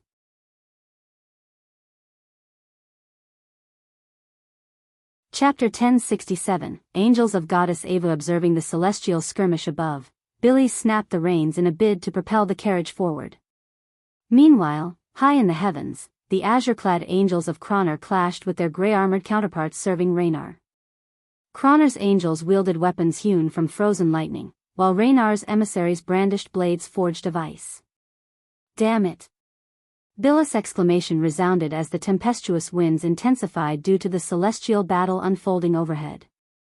Within the carriage, Michael felt the mounting strength of the gale slow the horse's progress. Soon, the carriage swayed precariously, tilting to one side under the onslaught of the storm's fury. "The wind is too strong," Micah shouted as they struggled to maintain their balance. Reacting swiftly, Michael leapt to the ground and, with a determined effort, managed to steady the listing carriage. As he grappled with the vehicle, a bolt of lightning conjured by Cronar's angels struck perilously close, mere meters away. "Fucking morons. They are going to kill everyone in this carriage," Iag's frustrated voice emanated from Michael's coat. "You should use your powers and carry the carriage to the city gates," Sarba Council urged Michael to draw upon his abilities. Yet, Michael resisted, wary of unveiling his godly powers and potentially alerting the Pantheon. While he exerted himself to keep the carriage upright, a curious jade radiance caught his attention in the sky above. Raising his gaze, Michael discerned an elven figure with undulating green tresses, porcelain complexion, and robes the hue of jade. Adorned with verdant wings, the ethereal being gracefully descended beside him. "Who are you?" Michael inquired, feigning his struggle to stabilize the swaying carriage. Unperturbed by his query, the green-haired elf favored him with a serene smile. Gently waving her hands, she conjured an emerald bubble that enveloped the carriage. Without delay, she seized Michael's hand, initiating an ascent towards the sky. As the horses neighed in distress, the elf directed a calming breeze their way, pacifying the agitated animals. Soon, the carriage, shielded by the elven enchantment, began to rise into the sky. Michael and the elf shared a prolonged gaze, yet neither uttered a single word. Safeguarded by the elf's intervention, they ascended toward the city through the azure expanse. Within the city's protective walls, the scene that met Michael's gaze was one of desolation. Except for the imposing structure crafted from glass and adorned with gilded embellishments, the remainder of the kingdom appeared haphazardly constructed, resembling a sprawling slum. Buildings stood crammed together without any semblance of a plan, devoid of side alleys or spacing. These houses appeared weathered, ancient, and poised to crumble at any given moment. The narrow streets lay deserted, and a putrid odor permeated the air, further intensified by the incessant downpour. Amid this grim setting, the celestial battle raged on in the heavens, where lightning streaks and frosty blades clashed. The impact of their skirmish toppled a few buildings, their collapse accompanied by heart-rending cries from within. Inquiring about the chaos below, Michael turned to the green-haired woman. "Aren't you going to intervene?" Her response was calm. "They will tend to them." Michael's gaze descended, observing the emergence of green-robed figures rushing to the scene. These elves, emanating a dim green radiance, initiated rescue operations, pulling people from the debris. However, some among them shook their heads, signaling that not all had been fortunate enough to survive. As Michael lifted his eyes, the celestial conflict continued unabated, the battling angels seemingly heedless of the city's inhabitants. Michael reflected on his own experiences in Nagaland, where he too had fought without considering the well-being of the citizens. Yet, the Guardian Guild had been there to evacuate people. Here, however, these citizens lacked such protection. Gradually, the elven woman guided the carriage's descent, and they alighted before a structure fashioned from verdant stones. "Escort the refugees into the temple," the elven woman instructed Micah, Billy, and Leon. To Michael's surprise, they complied without question, immediately springing into action. "Rest within the temple. You must be exhausted," the elven woman suggested, her hand moving towards Michael's forehead. However, before she could touch him, Michael intercepted her wrist. "I'm fine," Michael reassured her. The elf smiled, recognizing the apprehension in Michael's eyes regarding her true identity. "Come with me into the temple," the elven woman invited, leading the way as Michael followed. The refugees conveyed their gratitude with nods, silently acknowledging Michael's presence as he accompanied the elf into the temple. Inside, soft candlelight illuminated the space, permeated by a delicate, soothing fragrance. Yet, what truly astonished Michael was the temple's interior spaciousness. It was as though some enchantment, possibly runes, had been employed to manipulate the very fabric of space, rendering the temple considerably more expansive within than its exterior dimensions suggested. Within this temple sanctuary, injured refugees rested on the floor, tended to by green-robed elves who skillfully attended to their wounds. You don't appear to be a typical refugee or someone in need of assistance. What is your story? The elf inquired, her tone gentle. You haven't introduced yourself either, Michael responded, his curiosity piqued. I am Faith, an angel of Ava, the goddess of healing, the elf revealed. Michael pondered for a few moments, his thoughts turning over.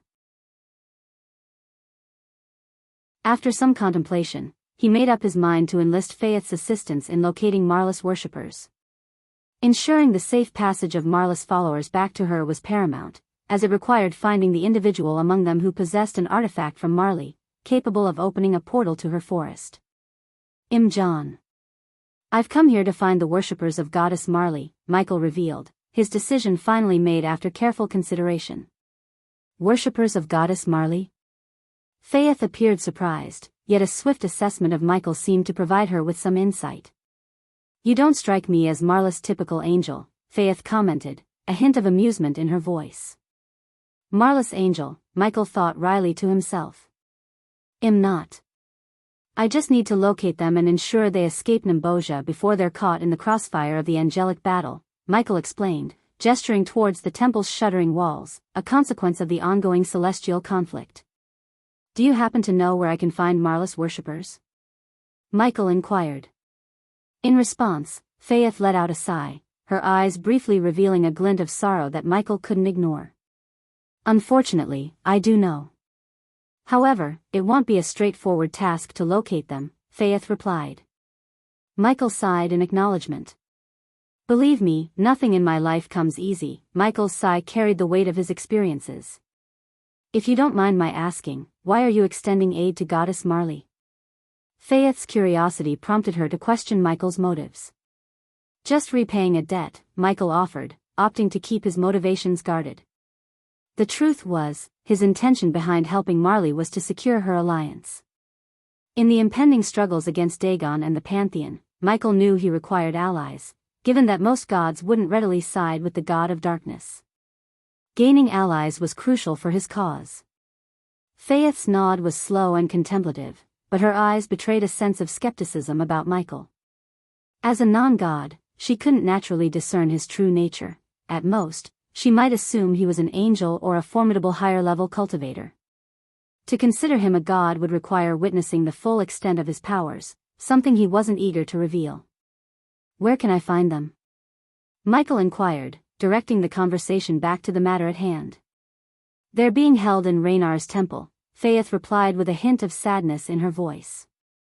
Michael's intuition wasn't wrong, there was an undercurrent of trouble in the situation. It doesn't sound promising, he prodded further. It's not. God Raynar is losing ground to Croner in their celestial conflict. He's desperate for continuous worship, hence the city's emptiness, Faith explained, her tone carrying a mix of sympathy and disdain. Under the king's orders, Raynar's loyal follower, the lackey, has commanded the citizens to remain indoors and worship Raynar fervently. Meanwhile, Marlis worshippers have been forcibly taken to Raynar's temple and are being coerced into becoming his followers, Faith revealed, a touch of disgust in her words. In the realm of gods, converting one god's worshippers into another's was considered a malevolent act. However, if the targeted god wasn't part of the pantheon, their actions against each other's followers often went unnoticed by the higher powers. As Marley wasn't part of the pantheon and Raynar was, the latter could impose his authority over Marlis worshippers without much consequence. How does that process work? Are they subjected to mind control or some other manipulation? Michael's curiosity prompted him to inquire. That's certainly possible, but I don't believe they've reached that stage yet. It's more likely they are undergoing physical torment, Faith responded. For a brief moment, Michael fell into contemplation, mentally recording the information he'd received. Yet, abruptly, Faith's words trailed off, and her gaze fixed on him. But you don't need to delve into those specifics. Rescuing them from Raynar's temple is a nearly impossible feat. Even the king would have little sway in this matter. My advice is to turn around and leave the kingdom, Faith suggested. Caught between his curiosity and his commitment to saving Marlis worshippers, Michael hesitated momentarily. Ultimately, he decided to embrace the risk and venture into the temple himself. The driving force behind Michael's decision was his pursuit of badass points. He recognized that playing it overly safe and timid wouldn't earn him the kind of recognition he desired. At the very least, I can assess the situation. If it proves too risky, I'll relay the message to Marley, Michael affirmed. His casual reference to Goddess Marley sparked a flicker of uncertainty within Faith. Well, I can't prevent you from aiding those in need. It's not in Goddess Ava's nature to inhibit such actions, Faith acknowledged. As another tremor rumbled through the air, Michael couldn't help but ask, any idea when this war might stop? The intensity of the angels' battle was palpable, escalating with each passing second. I truly don't know. The timeline depends on the Pantheon's intervention. It's uncommon for them to stand aloof during a confrontation between two of their own, Faith replied, her tone tinged with doubt and hesitation. The more Michael learned about the Pantheon, the deeper his confusion grew. Something seemed to be diverting the Pantheon's attention from their responsibilities. While the Pantheon was undoubtedly engaged in handling Dagon, the fact remained that Dagon couldn't yet breach the realm of gods. This led Michael to question what force could be holding the Pantheon back from fulfilling their duties and what might be preventing the gods from abandoning their domains.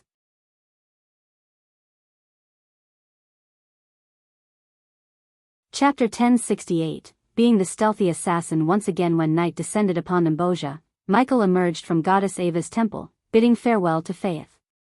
The clash between the angels still raged above, filling the sky with streaks of lightning and bursts of thunder.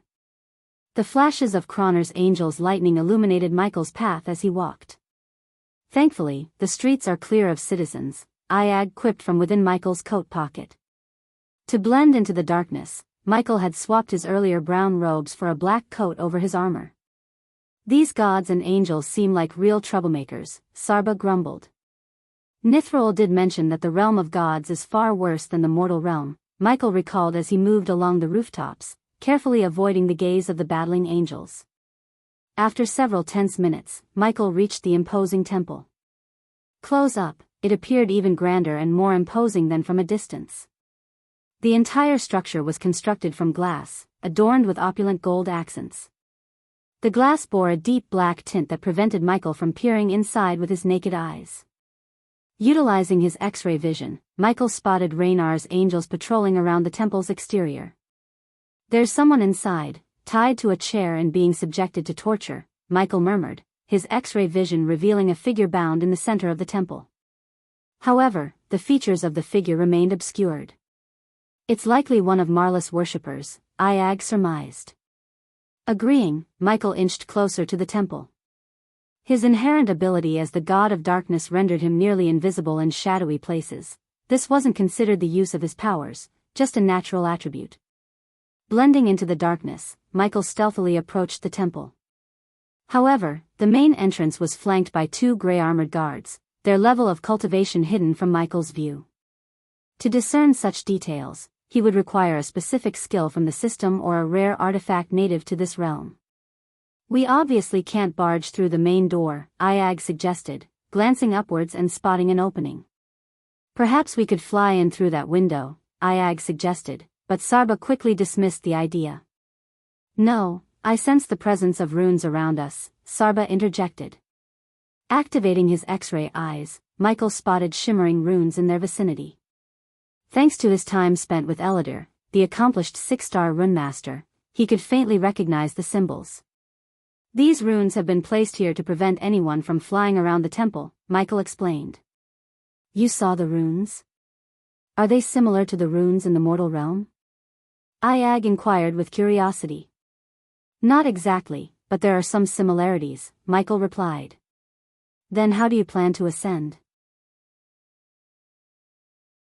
Iag pressed, to which Michael grinned and rolled up his sleeves, revealing the Mark III grappling hook on his forearm. With a swift motion, he aimed at the edge above and fired the grappling hook. The hook firmly caught onto the edge, propelling Michael upwards. Inside the temple, Michael crouched on the edge of a beam, peering down at the scene below. Carefully navigating along the beams that stretched across the ceiling, he observed the activity below. That doesn't look like Marlis worshippers, unless her followers dress like kings, Iag noted with a frown. Michael concurred and focused on the man being tortured. Clad in red robes embellished with precious gems and adorned with a gold crown, the man was a stark contrast to what Marlis worshippers would appear to be. You failed your master. The hulking brute, an orc with pale green skin, taunted the man tied to the chair. Towering at 7 feet, the orc exuded an imposing and fearsome aura. Please. I have nothing but loyalty towards his grace. Please. The man pleaded desperately. How is it then, that his grace's carriage was attacked by Croner's angels? Don't you know what it carried? The orc questioned, running his fingers across the man's face. His grace made you the king of Nimbosia, entrusting you with the protection of his possessions. Now that you've failed, why should his grace spare you? The orc jeered. Michael's suspicions were confirmed, but he was taken aback by the revelation. The king? Michael murmured in shock. Please. His grace must command his angels to find the culprits. The king implored, but the orc's laughter resounded. Ha ha ha, what did you think his grace was? An investigator? No, his grace doesn't stoop to that. It's your fault the carriage went missing, and you will pay the price, the orc declared, applauding mockingly. With a wave of his hand, a leather bag materialized over the king's head. No. No. No, the king's panic grew, and he struggled against the ropes that bound his arms and legs. The orc grinned and kicked the chair, sending the king crashing to the ground, his face shrouded by the leather bag. Let me enlighten you on what's about to unfold, just to pass the time, the orc chuckled with sadistic glee. Unbeknownst to both the orc and the temple's guards, Michael silently bore witness to the brutal scene from his hidden vantage point above. The orc leaned closer to the king, his voice dripping with cruelty. You see, your majesty, there's a method by which each drop of water can feel like a blade, a relentless torment that chips away at your sanity. A drip here, a drip there, it doesn't seem like much, does it? The king's muffled protests and frantic breathing were barely audible beneath the leather bag that covered his head. He squirmed against the ropes binding him to the chair, his body trembling with a mixture of fear and desperation. Drip, drip, drip, the orc continued with a sadistic rhythm. The anticipation becomes unbearable as you wait for that next drop to fall. The cold sensation slices through your thoughts, shattering your mind bit by bit. The king's pleas for mercy became more frantic, his voice strained and cracking with desperation. He tugged at his restraints, his struggles growing more violent as he tried to free himself from the torment that awaited him. Please, I beg you. Mercy, the king's voice wavered, his words punctuated by the erratic rhythm of the orc's description. Drip, drip, drip, the orc repeated, his tone unyielding. And as time stretches on, the drops become a constant reminder of your helplessness. Your mind races, seeking respite that never comes. The king's struggles intensified, his body racked with the anguish of his impending torture. He twisted and contorted in a desperate attempt to escape, his fear palpable even through the leather bag. Make it stop. I'll do anything, anything you ask, the king pleaded, his voice breaking under the weight of his terror. The orc's malicious grin widened as he relished the king's torment. Ah, but you see, your majesty, this is the fate you've chosen for yourself. The choice to fail, to disappoint his grace, led you to this moment. The king's cries of desperation grew louder, his pleas echoing off the walls of the temple. His body convulsed as if each drop of imaginary water struck him with searing intensity. Drip, drip, drip, the orc's voice continued, a chilling refrain that underscored the king's agony. Tears mixed with sweat as the king's struggles weakened, his strength fading under the weight of the mental torture he was subjected to. The anticipation of each non-existent drop had fractured his resolve, driving him to the brink of madness.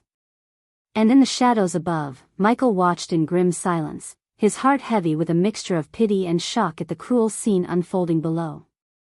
The orc meticulously created a small hole beneath the leather bag, a hole so tiny that it allowed only a solitary droplet to escape at irregular intervals. Michael's keen eyes picked up on a rune etched onto the leather, a rune responsible for randomizing the timing of each water droplet's descent. As the first droplet touched the king's forehead, his agonized scream reverberated throughout the temple. The sound was visceral, as if he had been struck by a hammer. The orc, his face twisted into a sadistic grin, delighted in the torment he was inflicting. He shifted his gaze toward the soldiers standing nearby, their grim expressions betraying no emotion. Once this old fool's suffering comes to an end, take care of Marlis worshippers, the orc commanded before vanishing from the temple in an instant. The soldiers, with silent obedience, acknowledged his orders without a word. They continued their patrols, moving stealthily through the temple's halls. Amidst the tense atmosphere, the only sounds that punctuated the air were the haunting echoes of water droplets and the king's anguished screams. Michael recognized the method well. It was the dreaded, dripping machine used for torture on Earth. The realization that such a method was being employed in this world left Michael taken aback. Are we going to save him? Iag's voice trembled with uncertainty. It depends on how much he could help us. But truthfully, there's little point in rescuing him. Michael's tone turned cold and calculating. As he considered the idea of saving the king, Michael knew it was a futile endeavor. Even if he were to intervene, Raynar would simply replace the king with another pawn. Moreover, leaving the king alive could risk betrayal and expose his intentions. So, how do you plan to rescue Marlis worshippers? Iag inquired.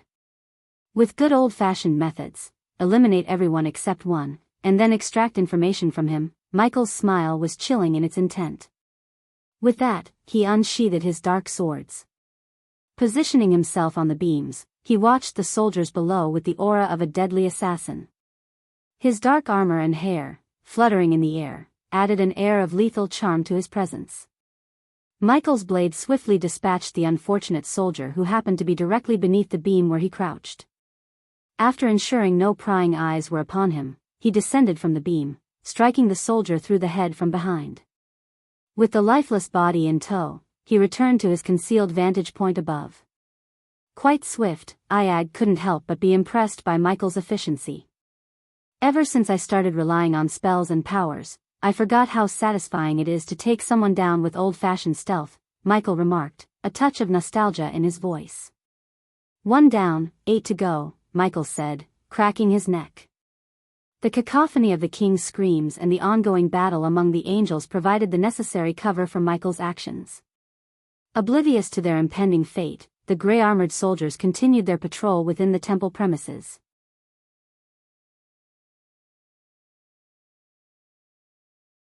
Chapter 1069, God of Death. With practiced precision, Michael began his silent takedown of the remaining soldiers.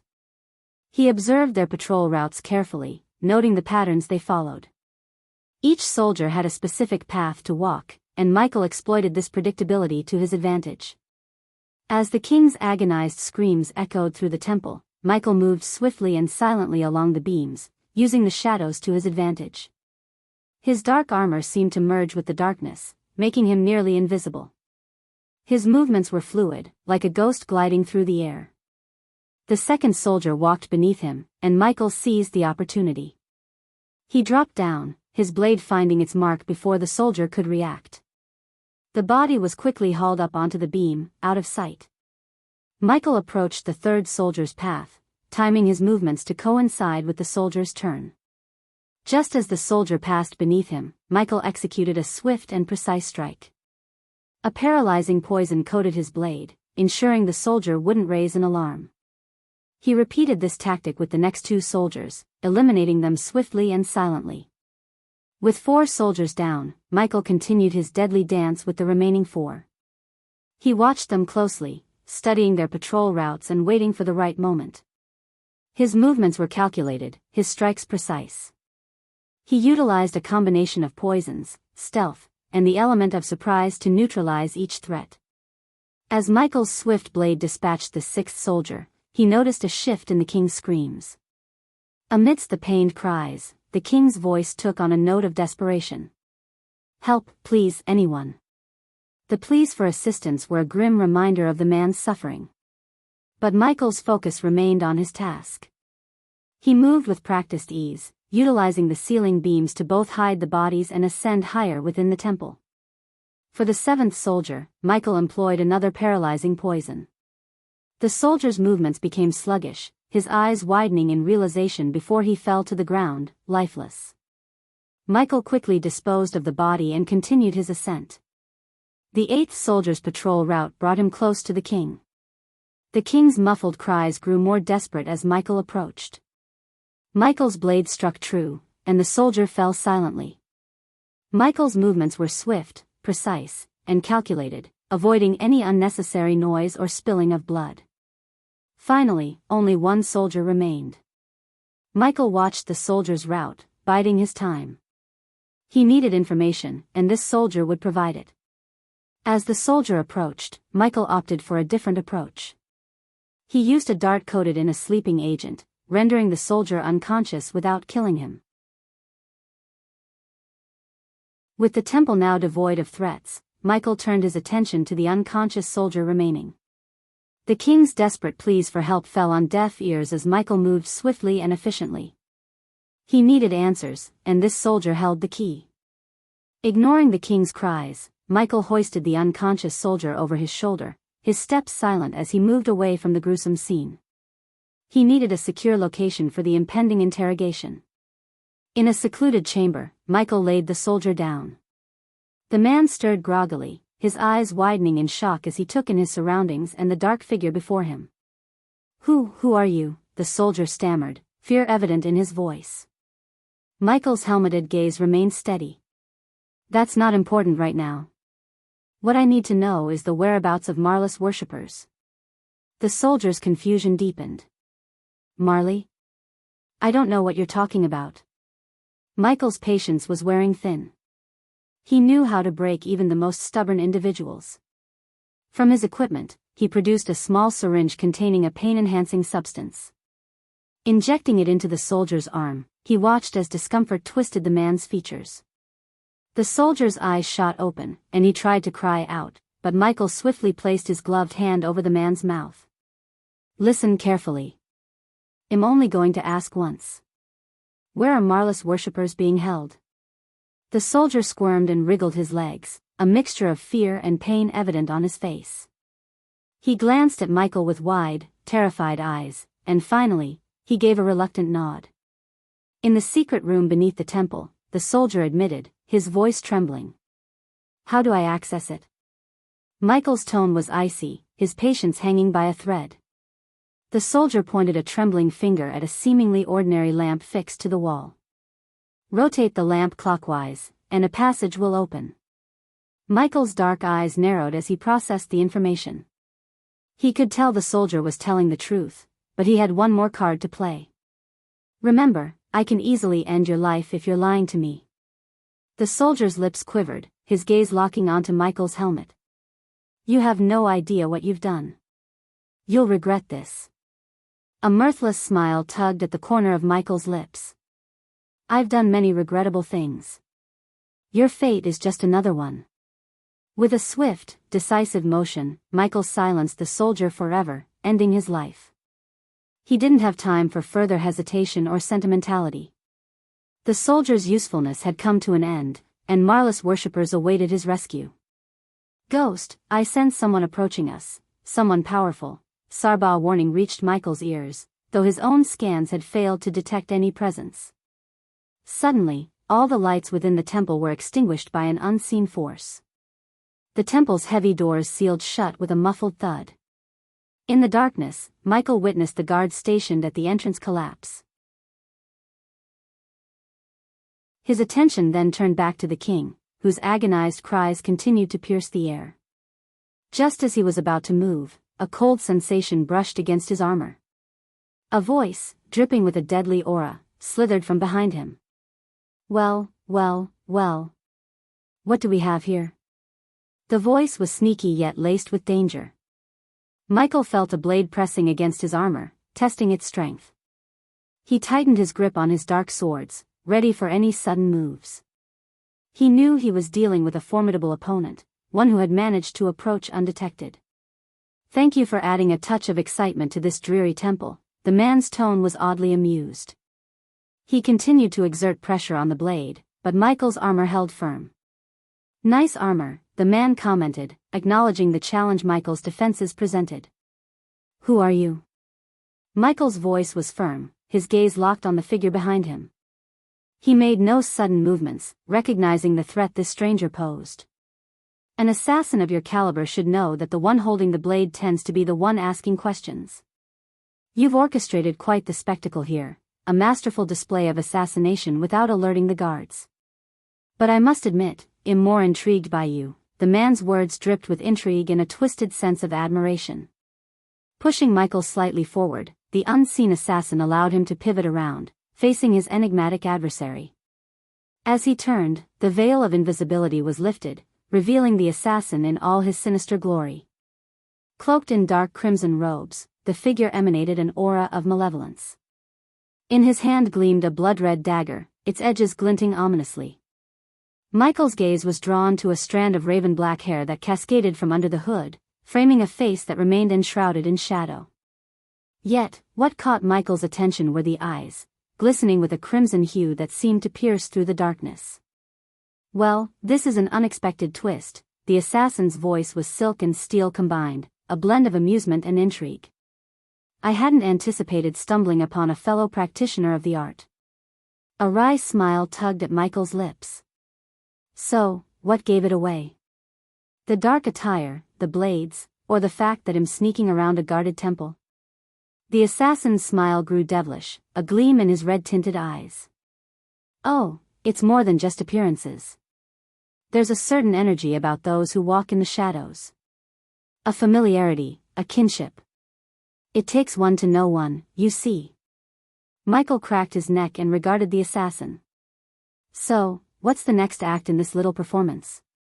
The assassin's smile remained, a mixture of amusement and something else that was hard to decipher. "Don't worry, I'm not here to kill you," he replied, his voice dripping with a sense of detached amusement. "You're not my target." Michael's eyebrows raised slightly in surprise.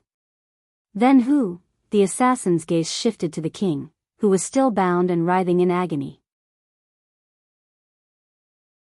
"He called for my God, and my God sent me to answer his prayers." With a sudden blur of motion, the assassin moved around the temple, his figure becoming a fluid dance of shadows. Michael's eyes struggled to track his every movement. The assassin's voice echoed through the temple, laced with a mocking tone. "You're good, but you need to work on your speed and efficiency." As the assassin continued to dart around, his voice reached Michael, amused yet oddly sincere. "I'll have my eyes on you, friend. And if there's an opening in my house, I might give you a heads up." Confusion filled Michael's expression. "What house?" The assassin's smile deepened. "You'll know when the time comes." A question burned in Michael's mind. "The King Raynar's worshipper. Did Raynar send you?" The assassin's laughter filled the air, a chilling sound that seemed to reverberate through the darkness. "Oh, the king now wants nothing but death. He calls for death, and my God sent me to answer his prayers." A frown creased Michael's forehead. "Your God?" The assassin's amusement was evident as he replied, "I am an angel of death."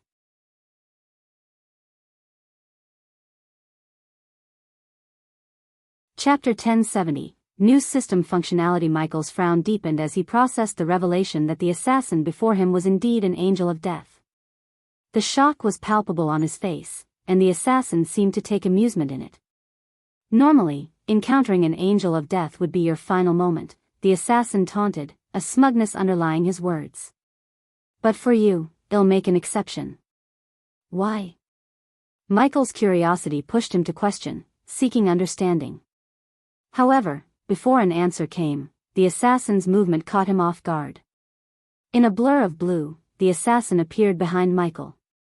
Reacting swiftly, Michael spun around, only to see the assassin swiftly retreat a few feet away.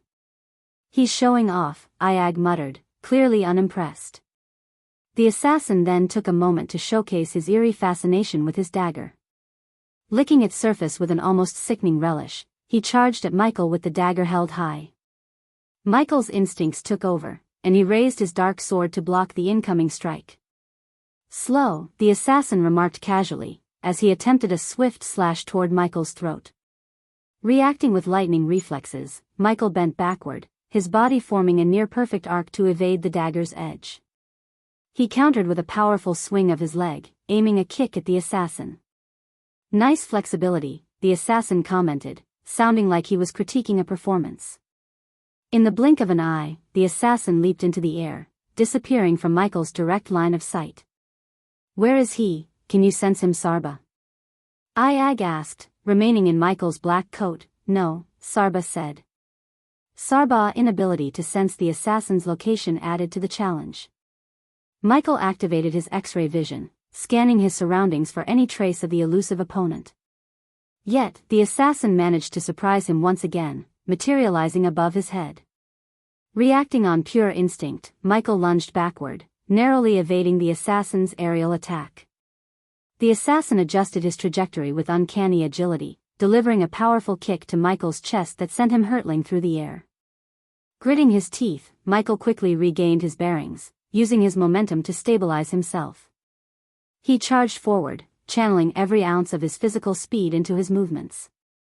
His dark sword sliced through the air with deadly precision, a testament to his combat prowess. You're quite the swordsman, but your skill with other weapons could use work, the assassin casually critiqued Michael's swordsmanship. With an effortless grace, the assassin deftly dodged and parried Michael's attacks. Abruptly, he halted his movements, his gaze locking onto Michael as a smile graced his lips. I'll be keeping an eye on you, the assassin's words hung in the air, a promise of future encounters before he vanished from sight. The next moment, he materialized beside the king, who was still lost in his agonized screams. The king's frantic cries for help seemed to take no notice of the angel of death at his side. Michael watched, a silent observer, as the assassin's blade traced chilling lines across the king's face. The sensation of the cold blade seemed to snap the king back from the brink of madness. Who are you? The king's trembling voice quivered with fear, but his question was cut short by the swift, brutal motion of the assassin's blade. Blood sprayed, the king's gurgled attempt at speech silenced as his throat was ruthlessly cut. The pool of red expanded beneath the lifeless form. As the angel of death rose from the king's body, his gaze locked onto Michael's. The temple seemed to hang heavy with the stench of death. The assassin's words were a chilling warning as he spoke directly to Michael. This temple reeks of death. Don't disappoint me by dying, his voice carried a hint of amusement and finality. A dark crimson-red smoke enveloped the assassin, obscuring him from view. And then, as quickly as he had appeared, the smoke dissipated into nothingness, taking the angel of death with it. After the angel of death's departure, Michael's brow furrowed, and he pivoted toward the lamp as the assassin had instructed. The prospect of the temple, reeking of death, weighed heavily on his thoughts, a mystery he intended to unravel. For now, his purpose was clear, to investigate the hidden path that might lead him to Marlis worshippers. Sarba's voice carried a heavy undertone as he questioned, what did he mean by reeking of death? The query echoed in the air, joined by Iag's curiosity. And why did he say you're quite the swordsman, but your skill with other weapons could use work? How can he know you suck at other weapons? Iag's curiosity danced with a touch of mischief, almost prompting Michael to swat her playfully on the head, were it not for their grim circumstances. We will find out, Michael responded with a steady calmness. He approached the lamp and, following the soldier's instructions, turned it. A low, ominous creak echoed as a hidden door opened before him. The revealed passage led downward into darkness, and as Michael descended, the air seemed to grow heavier with the scent of blood. It stirred a growing unease within him. Despite his internal tension, he pushed forward, the need to locate Marlis worshippers driving him. We should be on high alert, Sarba's cautionary words were apt, serving as a reminder of the potential dangers lurking in the shadows. Amidst the hush, the scent of blood invaded Michael's senses, heightening his alertness. The echoes of their footfalls reverberated off the walls, while his environmental scanning revealed no signs of life nearby. An unsettling sensation crept over him, a gnawing doubt that the soldier's information might have been fabricated. "Something's not right here," Michael murmured, his instincts on high alert as he moved around a corner, further descending into the dark underbelly of the temple.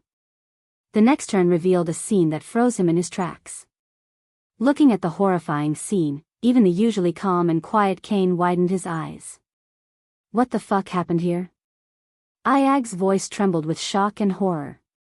The dimly illuminated room before Michael was a chilling tableau of gore. Blood seemed to coat every surface, and the air was heavy with the stench of death. His eyes scanned the gruesome scene, revealing bodies nailed to walls and strewn across the floor, their tortured forms bearing the marks of unimaginable cruelty.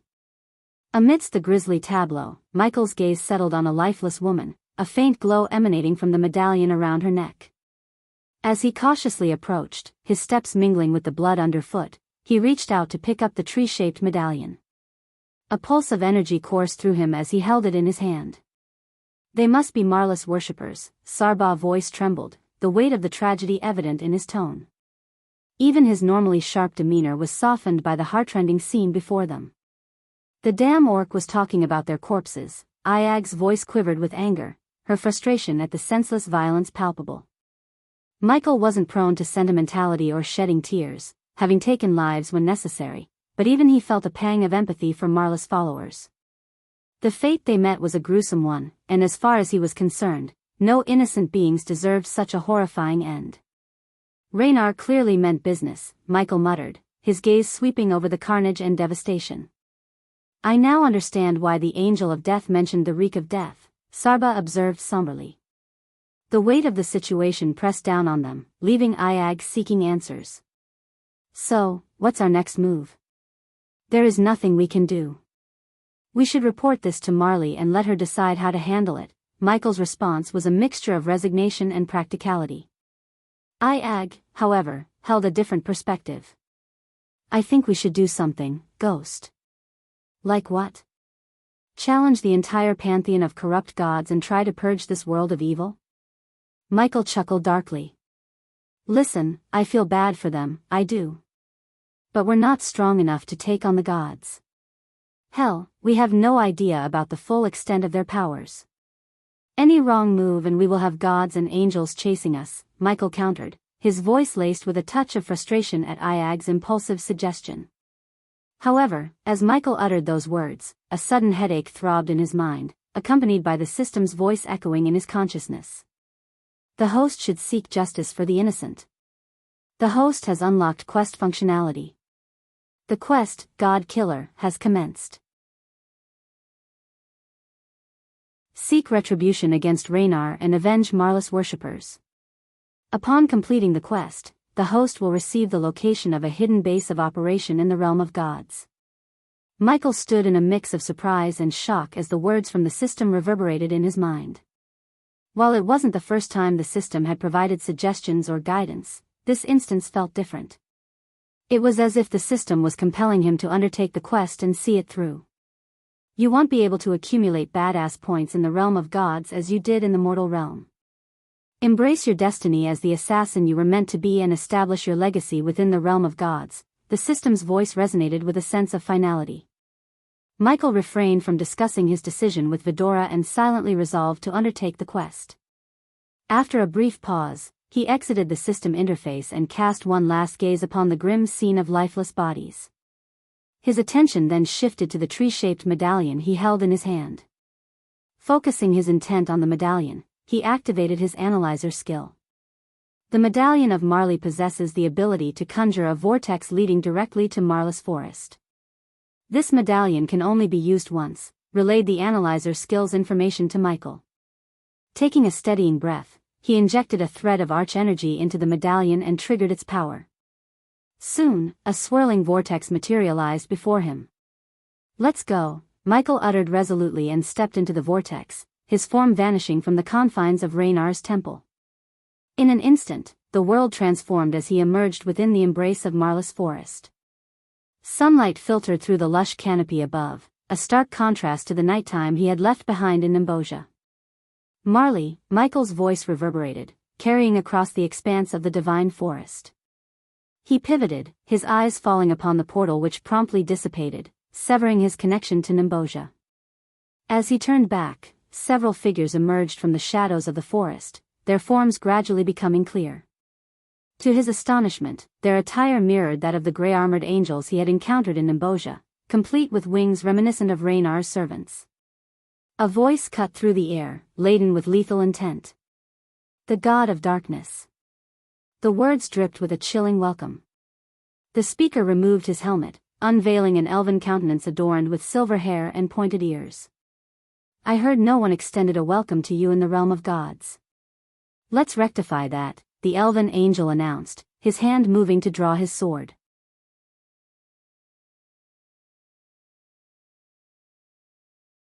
Chapter 1071 Shocking turn of events. 8 angels encircled Michael, their weapons drawn in a synchronized display of deadly intent. The glint of swords, spears, and maces punctuated the charged atmosphere. In the face of this formidable assembly, Michael kept his composure, his posture poised for whatever would unfold. What happened to Marley? Michael's voice was resolute, his eyes locked onto the elf who had revealed his identity. He needed answers, and the presence of these angels boded ill for the goddess he sought. The elven angel's lips curled into a taunting smile. You needn't worry about Marley, he said, his tone edged with malice. The reply was cryptic, unsettling Michael further.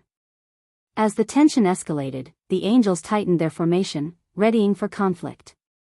Their elemental weapons gleamed ominously, exuding a premonition of the impending battle. Michael's instincts surged, a testament to his honed skills as an assassin, and his fingers flexed around the hilts of his dark swords. It was then that the elven angel spoke again, his voice dripping with mockery. You really thought you can waltz into our world and go undetected?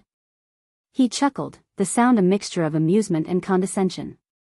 We know what you are, the god of darkness, the harbinger of chaos.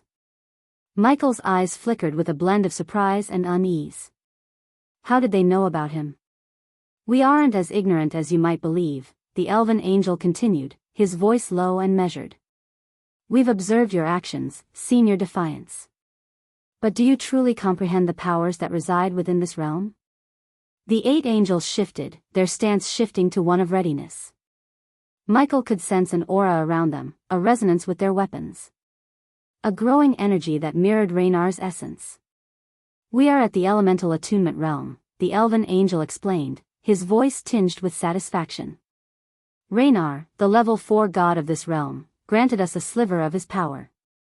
It allows us to temporarily tap into his strength, to channel his dominion over nature and elements. Michael's mind raced, piecing together the implications of their revelation. These angels weren't merely powerful on their own, they were empowered by Raynar himself. The fight ahead had just become infinitely more challenging. This is our world, the elven angel declared, his companions radiating an intense energy. And you, stand alone. Suddenly, as if in perfect synchronization, the 8 angels surged forward, a deadly whirlwind of motion converging upon Michael from every angle. Their movements were a blur, their wings propelling them at astonishing speed, leaving streaks of light in their wake. The elven angel's voice taunted him, the words carrying on the wind like a venomous melody. Rogue god, did you think you could stand against us? You dare challenge the might of Raynar? Michael's instincts surged, his senses honed by years of training and countless battles. He reacted swiftly, his dark swords dancing in his hands as he deflected the first onslaught of attacks. But the angels were relentless, their strikes precise and coordinated. A blow from a mace was intercepted by Michael's crossed blades, the impact reverberating through his arms. Before he could recover, a gust of wind signaled the elven angel's approach. The elf's fist met Michael's side, and the force sent him hurtling through the air, crashing into a tree that splintered upon impact. Gritting his teeth against the pain, Michael pushed off from the wreckage of the tree and met the next wave of assaults head-on. His movements were a dance of darkness, his swords weaving intricate patterns as he countered their attacks. But the angels' speed and power were undeniable, their elemental weapons lashing out with a potency that threatened to overwhelm him. The clash of metal against metal echoed through the forest, a symphony of violence and determination. Michael's strikes were precise, his movements fluid as he parried and struck, seeking vulnerabilities amidst the storm of attacks.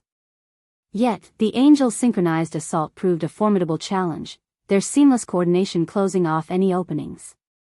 With each exchange, Michael's body absorbed the impact of blows, bruises, and cuts accumulating like badges of honor. The elven angel's laughter seemed to hang in the air, a constant reminder of the odds stacked against him. The elven angel lunged again, his speed leaving trails of ethereal light. Michael anticipated the attack, sidestepping just in time. But the elf's feint masked his true intention. A gust of wind buffeted Michael from the side, followed by a powerful kick that sent him sprawling across the forest floor. Why are they so powerful? Iag's voice whispered from the depths of Michael's coat pocket, voicing the question that echoed in Michael's mind. The strength of the angels wasn't solely derived from their own might. They shared an intricate connection with Raynar, their god, which bestowed upon them a portion of his power. If they were to fully harness Raynar's grace, it would allow them to temporarily emulate the prowess of a level 4 god. As Michael rose from another brutal blow, his lips curled into an unexpected smile, his laughter ringing out amidst the fierce battle. It's been a while since I faced a challenge like this. Feels good to finally have formidable opponents, he admitted, his excitement palpable. The elven angel's taunting words only fueled the fire within Michael. Why hesitate, god of darkness? Unleash your divine powers and draw the pantheon to us, the elf sneered, his words carrying both mockery and a hint of curiosity. The skirmish briefly halted as both sides exchanged words, a tense pause in the midst of chaos. Surprised, rogue god? We know your reluctance to unleash your full might. The pantheon would sense you the moment you do. Wouldn't it be simpler to surrender yourself? The elf's smirk seemed to pierce through Michael's defenses. But Michael's response was laced with defiance. Why offer surrender over death? Let me guess, you're incapable of killing a god, he retorted, hoping to glean any information from the angel about the intricacies of god killing. A pause hung in the air as Michael prodded the elven angel further. Perhaps you're unaware of how to kill a god? Michael asked with a skeptical tone. There are far worse fates than death, the angel responded cryptically, leaving Michael to ponder the mysterious words. Like what? Michael pressed, his curiosity evident. The angel's response was a wicked grin, a clear indication that their intention wasn't to provide answers like Marley often did. We're not Marley, the goddess, here to answer to your inquiries, rogue god, the angel mocked, their words carrying a mix of amusement and taunt. Anticipating another attack, Michael braced himself. However, the elven angel surprised him by pausing, appearing lost in thought as they stroked their chin. Speaking of Marley, wouldn't it be fitting to let her herself offer you a response one last time? In the midst of the tense standoff, a rustling sound caught Michael's attention. Suddenly, 2 armored angels emerged, dragging Marley between them. With a cold thud, they threw her to the ground at Michael's feet, causing her to emit a pained growl. Michael's heart clenched at the sight before him. Marla's once vibrant green hair was now disheveled and matted with dirt, her normally elegant robes reduced to tatters and shreds. Blood trickled from her mouth and nostrils, evidence of the brutal beating she had endured at the hands of the angels. Without hesitation, Michael squatted down to check on Marley, his expression a mix of concern and anger. Her emerald eyes met his, and despite the pain she was clearly in, a fierce determination burned within them. Kill these bastards, Marley uttered, her voice ragged but filled with a steely resolve. Her words resonate with the very forest around them. As if responding to her call, the atmosphere shifted. The once sunlit forest began to darken, shadows lengthening and twisting as if alive. It was as though the forest itself shared Marla's anger and desire for retribution. The angels, while momentarily taken aback, quickly regained their composure. The elf angel, now grinning wider, taunted Michael with a mocking tone, "Come on, rogue god. Use your powers and make this fight interesting." Show us the darkness that resides within you. Michael's eyes, usually a vibrant blue, transformed before their very eyes. They turned pitch black, devoid of any light or emotion. As Michael prepared to unleash his powers upon the angels, a sharp pain suddenly seared through his neck. He glanced downward, only to find Marley grinning at him, her hand firmly gripping a dagger that was embedded in his exposed neck. Shocked and betrayed, Michael clutched his neck as blood sprayed from the wound. Marla's unexpected act left him vulnerable, and she swiftly withdrew the dagger, striking him again. In his dire situation, Iag couldn't remain hidden any longer. The three-headed hydra burst out of Michael's pocket, perching on his shoulder. Iag's mouth opened, unleashing a powerful sonic wave that sent Marley hurtling through the air. Amidst the chaos, the elven angel sneered, "A hydra." Meanwhile, despite the life-threatening wound that was bleeding from his neck, Michael fixed his gaze on Marley. "Take him down, assholes." Marla's command echoed through the air, and the 10 angels lunged. "You shouldn't have done this," he managed to utter, his voice strained. "Take him down, assholes." Marla's command echoed through the air, and the 10 angels lunged toward Michael. Yet, at that critical moment, Cain shut his eyes tightly before snapping them open, emitting a resounding roar. His roar seemed to tear open a transient portal of teleportation around Michael, and the portal enveloped him. Before the charging angels could reach him, Michael vanished completely from sight. "What the fuck just happened?" Marley exclaimed in sheer astonishment as the Hydra unleashed its unexpected power. "You moron. Why did you lead me to him? That wasn't part of our agreement. Now we've lost him, and he's going to target me as well," Marla's voice roared at the elf, her frustration evident. "The dagger you used bears a unique poison, a gift from Raynar. We may not be able to outright kill a god, but it doesn't mean we can't harm them," the angel explained with an ominous tone.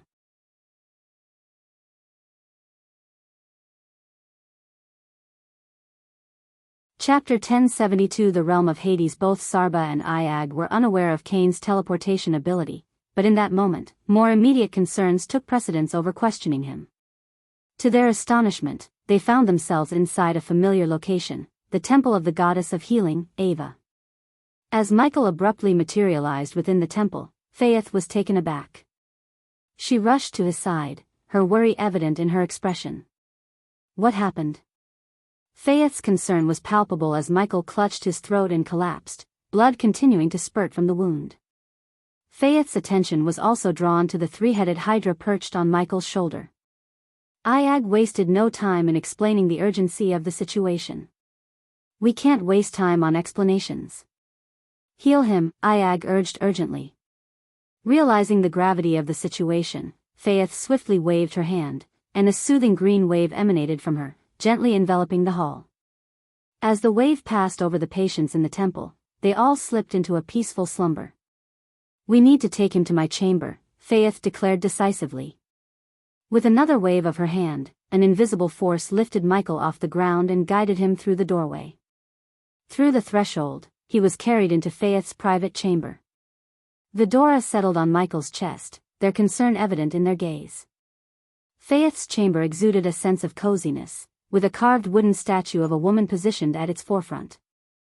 Flowers were carefully arranged at the feet of the statue.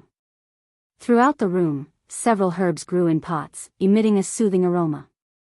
Glowing emerald green runes were scattered around the room, adding an enchanting touch. The space was imbued with an atmosphere of healing. "His healing potion is failing to heal him," Sarba said, pointing his gaze at Michael's arm where the APD, automatic potion and pill dispenser, was built in. Faith touched Michael's blood and sensed the healing potion in his blood. "His healing potion is ineffective," Sarba remarked, his gaze fixed on the built-in APD, automatic potion and pill dispenser, on Michael's arm. Faith reached out and touched Michael's blood, sensing the presence of the healing potion within it. "No, it's what keeping him dash," Faith's words were cut short abruptly. Iag noticed the sudden pause and followed Faith's gaze to the statue in the room, its eyes emitting a radiant emerald green glow. "Is he a god?" Faith directed the question at Vidora, the three-headed hydra on Michael's chest. Caught off guard by the intensity in Faith's eyes, all three heads of the Hydra hesitated. Faith's unwavering determination, however, prompted a response. The longer you delay, the more you risk losing him. Faith's voice turned cold and resolute. Once again, Faith pressed for an answer. Is he a god or not? This time, her voice held an even deeper chill. Yes, Sarba finally admitted, despite Iag's exasperated reaction to his revelation. Idiot, Iag grumbled, but Faith paid her no mind. He is a god, yes. So he cannot die, Cain confirmed, but Faith was already busy collecting herbs around the room. My duty as a healer extends to all, regardless of their status or nature, Faith declared. Despite the potential risks to her temple and colleagues, her oath to the goddess of healing compelled her to aid anyone in need. Though aiding a rogue god might jeopardize her temple and its occupants, Faith chose to prioritize her healing duty towards Michael. While a god may not die, there exist fates worse than death for them, Faith explained. Iag was taken aback by her words. That angel said something similar, Iag murmured, though Faith didn't delve into further investigation. Her focus was healing the rogue god, not unraveling mysteries. What do you mean? Cain inquired. Faith gently removed Michael's hand from his throat and placed a cloth on the wound before closing her eyes. Her hands emitted a dim green glow, transferring the energy to Michael. The glow then formed a protective layer over his wound. If a god sustains severe injuries, their soul can become temporarily trapped in Hades. The longer their body remains unhealed, the longer their soul remains in this state, Faith explained solemnly as she applied more herbs to the wound. That doesn't make sense. How is that possible? Iag voiced her confusion. Undeterred, Faith focused intently on the wound. Her devotion to goddess Ava had bestowed her with special sight, enabling her to perceive what was hidden from normal vision. He was stabbed with a blade dipped in Emperor Nagin's poison. It's incredibly rare. Who could have done this? Faith couldn't contain her question, wondering who could have inflicted such a wound. Emperor Nagins were exceedingly uncommon and potent serpents, existing alongside the realm's monsters. It was said they could devour a god's soul, a theory the gods didn't dare to test. These ancient creatures were elusive, and even the gods wouldn't seek them out for experimentation. One thing was certain. Emperor Nagin's poison had the power to corrode a god's physical body and blood to the point where their soul became trapped within Hades. That Marley, she did this, Iag hissed with a venomous tone. Once again, Faith found herself taken aback, but before she could respond, Cain interjected. If a god's soul is trapped in Hades, does that mean they're considered dead? Cain's curiosity emerged. Shut up, you fool. He's not dead. And now's not the time for a history lesson, Iag snapped. No. The soul will eventually return to its body. However, what emerges from Hades might not be the same soul that entered. And such a poison is beyond the reach of anyone outside the pantheon, Faith conveyed her shock and disbelief. As far as I'm aware, Goddess Marley isn't part of the pantheon, Faith added. Faith explained, her disbelief evident. As far as I know, Goddess Marley isn't part of the pantheon, she added. She might have betrayed him to change that. Before the betrayal, we were attacked by Raynar's angels. My guess is that Marley and Raynar struck a deal that required her to betray him, Cain theorized. Or maybe she was plotting against us all along, Iag retorted. Tell me more about Hades, Cain inquired, a question that almost prompted Iag to snap at him. Is this your top concern right now? Iag's voice was filled with exasperation. Both of you need to calm down. He's been through worse and always managed to prevail. This is merely a minor setback for us, Cain assured them, his words surprising even Faith. But what we need most at the moment is information. Faith, please enlighten us about Hades, Cain requested. Hearing the term Hades, Iag and Sarba's minds briefly wandered to their restaurant, coincidentally named Hades. Let me focus on healing him. This poison is corroding his body, and I lack an antidote, Faith replied. What if the poison consumes his entire body? Would that permanently trap his soul in Hades? In a way, it could be seen as killing a god. Cain's chilling words further rattled Faith. It appears you're more interested in learning how to kill a god than in finding a way to save your friend. Faith's tone turned icy. For a brief moment, silence hung in the air, until Cain broke it. No, his body will eventually mend. Yet, it might take decades or even centuries. If his soul lingers in Hades for that long, it could twist and descend into madness. When his soul finally returns to his body, he would not be the same. However, this scenario has never occurred, Faith clarified. Cain sensed an inconsistency in Faith's explanation. He had a hunch that there was more to the story than she was letting on, so he persisted. Imagine a pantheon god injured and temporarily trapped in Hades. What steps would the pantheon take to rescue the soul? Cain probed. Temporarily dismissing Cain's question, Faith concentrated on healing Michael's body. The poison had turned his throat a ghastly purple, with countless veins pulsating beneath his skin.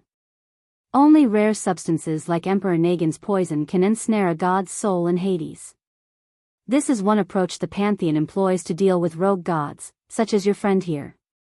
However, if a pantheon god were to meet the same fate, they'd summon a soul walker and send them into Hades. The soul walker guides the soul to a specific sanctuary within Hades.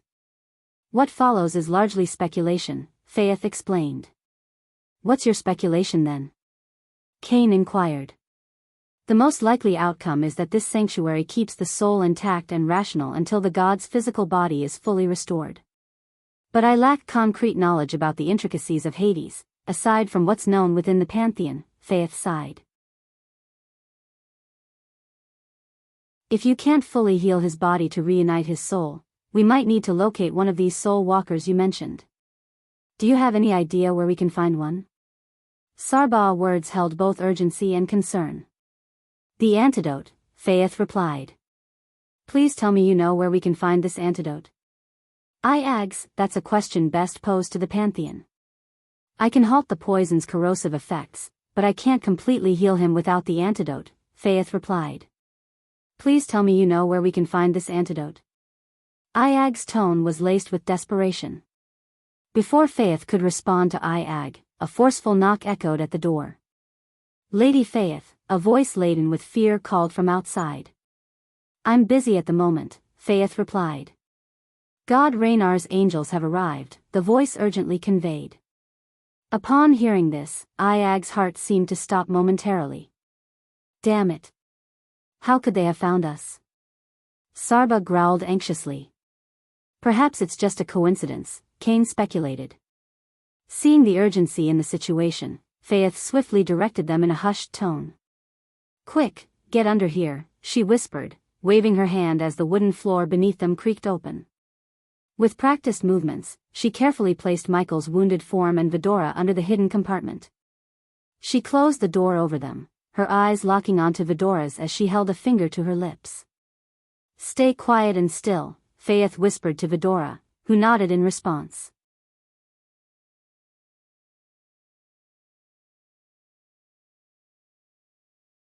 Chapter 1073 A Rogue God and a Hydra. After Faith exited her chamber, leaving the Hydra in the care of the rogue god, she arrived at the Healing Hall, a sanctuary where she crossed paths with Raynar's angels. These celestial beings were an imposing sight, clad in gray armor that matched their feathery, closed wings. Their presence exuded a formidable aura, their heavy footfalls even causing the ancient walls of the Temple of Ava to tremble slightly. Can I assist you? Faith inquired, her gaze directed at the angels. Her question prompted the lead angel to remove his helmet, revealing a cascade of silver hair. The trio of angels following him moved through the hall, their helmets still on as they surveyed the unconscious patients who lay before them. How goes the healing of these people, Faith? Inquired the angel of Raynar, a trace of familiarity detectable in his voice as he addressed her. Regrettably, the numbers keep growing as more casualties arrive, a consequence of your conflict against Cronner's angels, Faith responded, her words masking her disdain for wars that inflicted suffering upon ordinary people. People should turn to God Raynar in prayer more fervently. The greater their devotion, the swifter we can bring this war to an end, the angel stated, his tone devoid of concern for the populace. To him, the people were but sources of energy for God Raynar, their well-being secondary. Many gods shared this perspective, treating their subjects as mere tools to generate faith energy. Rarely did they extend a helping hand to those in need or actively work to improve their lives and foster genuine devotion. Instead, they appointed representatives to govern and expected the populace to pray relentlessly. It's needless to remind you that most of these individuals now lie here due to shockwaves from your battles, their homes collapsing upon them. Granting them entry to the temple would be a humanitarian gesture, Rodney, Faith spoke, a hint of emotion seeping into her voice as she addressed Rodney with familiarity. We have indeed permitted entry to the temple, though not to the commoners. The temple is not a place for such riffraff to wander into. It is a sacred space, Rodney retorted with a smug chuckle.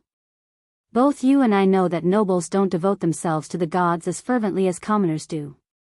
Allowing only the nobility access while barring the commoners goes against the principles we stand for, Faith voiced her disapproval. Divide and conquer, Faith.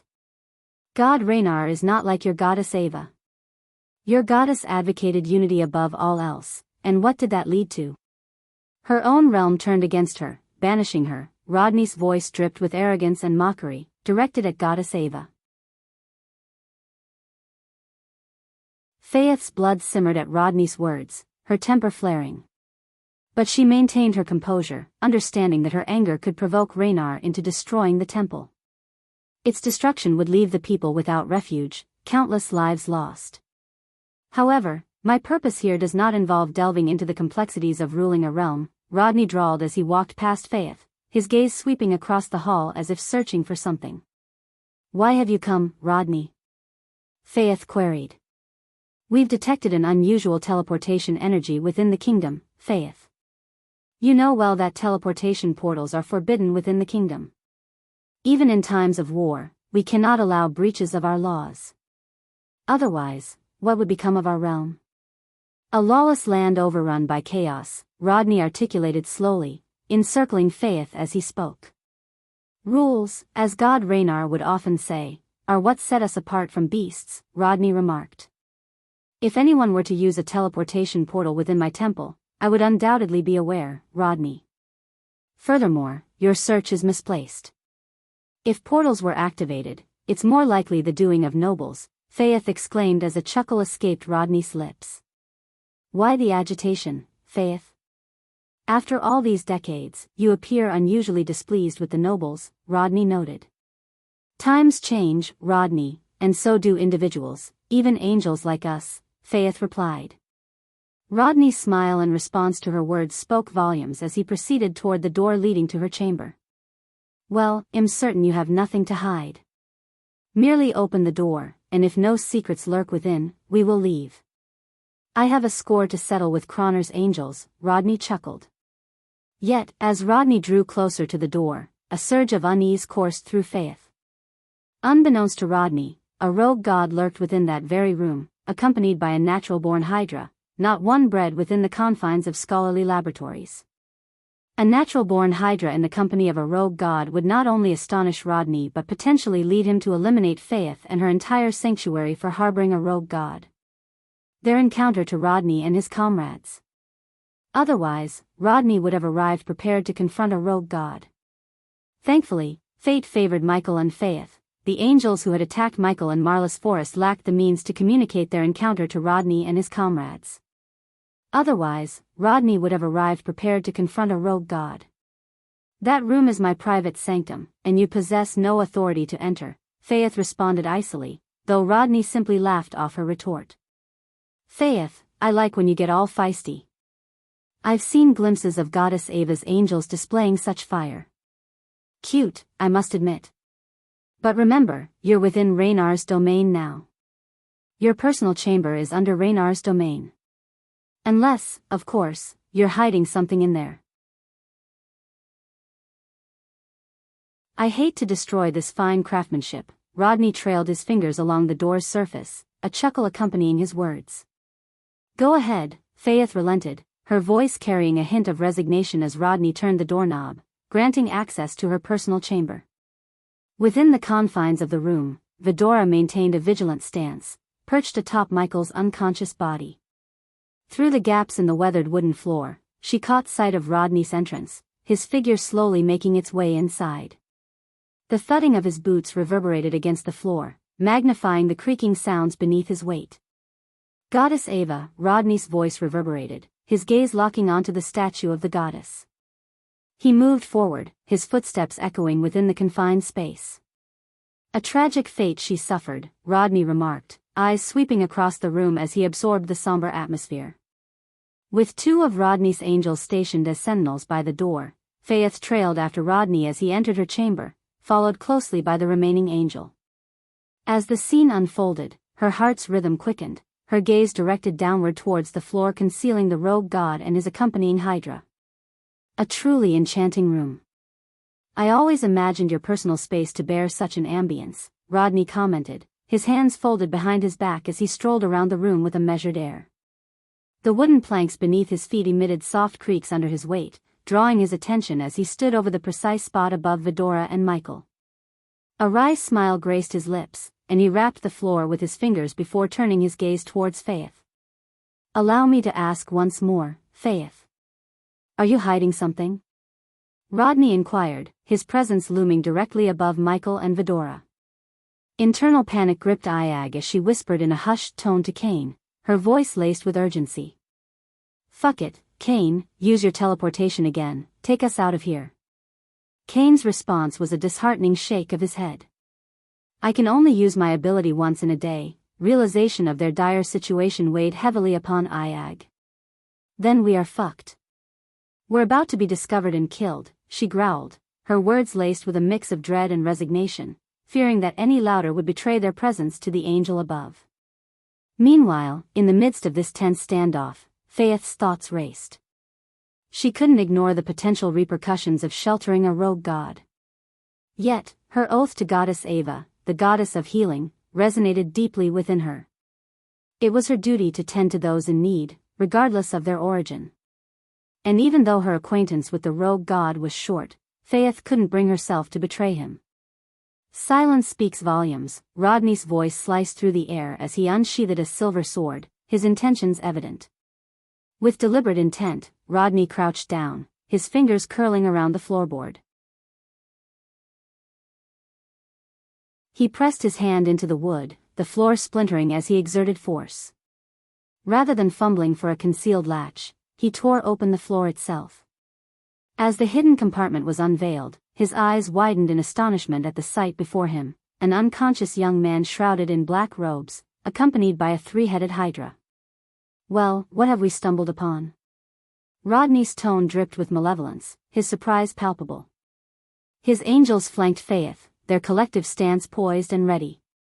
Faith found her voice amid the tense atmosphere, a mixture of desperation and conviction. "He's a refugee, wounded and seeking shelter, Rodney. I am merely tending to his injuries." Faith's voice resonated, a feeble defense though she knew her words held little sway in this dire moment. A refugee with an exquisite breed such as this, Rodney's grip enveloped Vidora's small form, and to his astonishment, their absence of a breed mark caught his attention. "Where is your breed mark, creature?" Rodney's inquiry was directed at each individual head of the hydra, his curiosity piqued. "Release us, you moron," the hydra's white head retorted, their words laced with disdain. "A rather foul-mouthed head," Rodney chuckled, his fingers guiding the hydra through a slow rotation. Simultaneously, one of Rodney's angels approached Michael's unconscious body, hoisting it from the ground and unceremoniously dropping it onto the floor. "Captain, take a look at this," a hushed voice reached Faith's ears, prompting her attention towards the angel who had flung the rogue god to the ground. Rodney advanced a few steps toward the incapacitated rogue god, his foot coming to rest atop Michael's chest, his eyes diligently scanning Vidora's form for any trace of a breed mark. Unbeknownst to Rodney, his foot pressed against the chest of a rogue god whose true identity remained concealed. "Faith, could this be the secret you're safeguarding, a naturally born hydra?" Rodney inquired, under the impression that it was the three-headed hydra Faith had striven to keep hidden. Before Faith could utter a response, Rodney's subordinate pointed urgently at Michael's neck, diverting Rodney's attention. "What is it?" Rodney queried. "Leave him alone, you winged fuck." Iag's struggles resounded futilely against Rodney's grip. However, Rodney disregarded her protests, zeroing in on Michael's neck. "It appears to be Emperor Negan's venom." The angel's observation rippled through the room. Rodney's eyes glimmered with disbelief. The previously carefree, aloof smile that graced his features now dissolved as realization gradually dawned upon him. "Yet he's alive, and that can only mean..." Rodney's words lingered. A spark of realization ignited within Rodney's eyes, replacing the nonchalant smile that had once graced his features. Slowly, he turned away, his gaze fixing on Faith. "Faith, you are hiding a rogue god in your room," Rodney declared, the angels at his side drawing their swords in readiness. Even an angel as typically casual as Rodney wouldn't underestimate the danger posed by a rogue god, regardless of their state. As Michael lay unconscious, the angels recognized the potential danger of anyone aiding such a being, and they prepared to address it with utmost seriousness.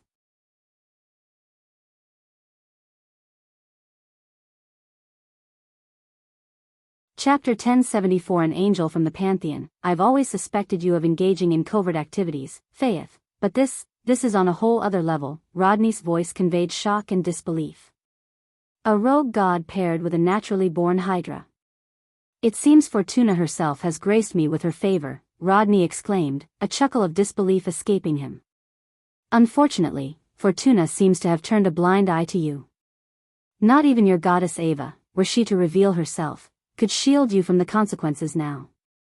Once Raynar finishes with all of you, the Pantheon will learn of your betrayal." Rodney's words dripped with cold intent, his focus on Faith unwavering. "Leave her out of this," Sarbaugh's voice growled, only to be met with Rodney's tightening grip on Vidora, eliciting pained growls from each of the Hydra's heads. "Seize her," Rodney ordered the angel positioned behind Faith. With swift efficiency, the angel grasped Faith's wrists, her struggles proving futile against their superior strength. In matters of battle and combat, Faith and the angels of goddess Ava were no match for the formidable might of Raynar's trained warriors.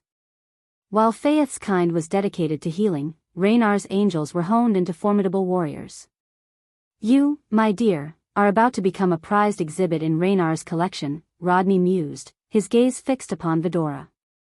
"You can inflict whatever punishment you wish upon me, but spare this temple," Faith pleaded, her voice laced with desperation as the angel behind her twisted her arm, securing golden shackles around her wrists. "Don't be silly, Faith. This temple is beyond salvation now. Its fate was sealed when the moment you chose to shelter a rogue god," Rodney chuckled coldly. "But you are indeed a blessed one. Once I inform Raynar of this, he will personally come to flood this temple to the ground." Rodney's laughter echoed through the room, his satisfaction palpable. Yet, a sudden disturbance interrupted the scene as the room's illumination began to flicker. The angels paid little heed to the wavering torchlight until the door abruptly swung shut, sealing them within the chamber. "Captain," the angel beside Rodney exclaimed, his gaze fixed on Michael's face, the purple veins that marked the effects of Emperor Negan's poison fading from his skin. Observing the light's erratic behavior and the vanishing poison signs, Iag's grin widened. She understood that, against all odds, Ghost was awakening. "What's happening?" Rodney's confusion was evident. "You mentioned Fortuna's favor, didn't you? Forget that. It's death that's casting its smile upon you," Iag taunted, realizing that, by some miracle, Ghost was waking up from his slumber.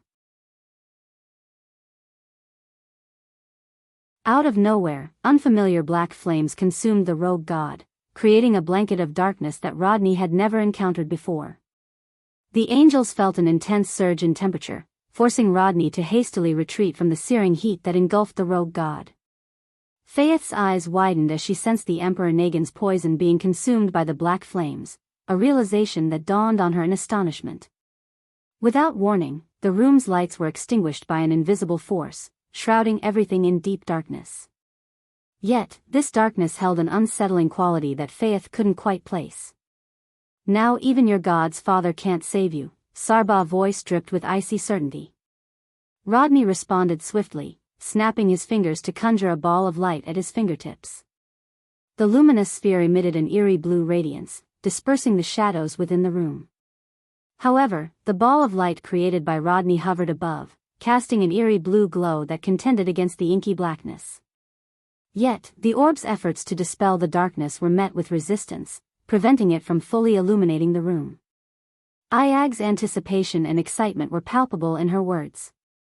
No matter how many times I've witnessed this scenario, the thrill never goes away. Meanwhile, Faith's gaze remained fixed on the unfolding spectacle, her eyes reflecting shock and disbelief. What startled Rodney even more was the sudden disappearance of the rogue god from the spot where he had lain moments ago on the floor. All at once, Rodney's eyes widened as he witnessed the rogue god materialize behind the angel stationed a couple of meters in front of him. The rogue god's smile, far from friendly, bore the predatory menace of a seasoned hunter. "He's finished," Iag's comment carried a tone of finality. As Rodney watched, the rogue god seized the angel's head, and in a flash of lightning, the angel's skull was obliterated. Blood and fragments of the helmet sprayed in a gruesome display. Before Rodney could even react, a searing pain erupted in his hand. Glancing at his hand, which clutched the hydra, he was met with a gruesome spray of blood gushing from his severed wrist. The shock of the moment gripped him only as the realization dawned. Faith's horror-stricken gaze was fixed on the unfolding brutality as the rogue god systematically dispatched each angel. Beyond the temple walls, deafening thunderclaps reverberated through the kingdom, while crimson lightning streaks illuminated the sky. Within the chamber, Michael unleashed his godly powers without restraint. "Ah!" Rodney's scream pierced the air, his surroundings crackling with lightning. The darkness obscured the nature of the bolts, leaving Rodney vulnerable to their onslaught. Amidst the chaos, Faith felt a weight land upon her shoulder. She turned to see the hydra perched there, a silent yet significant presence. "It won't take long now," Iag's voice held a note of finality. Gradually, the darkness yielded to reveal the grim tableau. The angels that had accompanied Rodney lay strewn about the room, their bodies bearing smoking craters where lightning had struck. In the midst of this carnage, Rodney remained the sole survivor.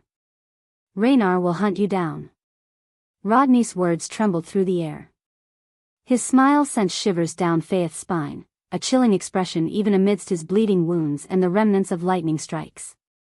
It was the grin of an entity cloaked in malevolence. "You have it the other way around," Michael's voice rang out coldly, his finger pointing at Rodney's head. From his fingertip, a black lightning bolt shot forth, piercing Rodney's skull and swiftly ending his life.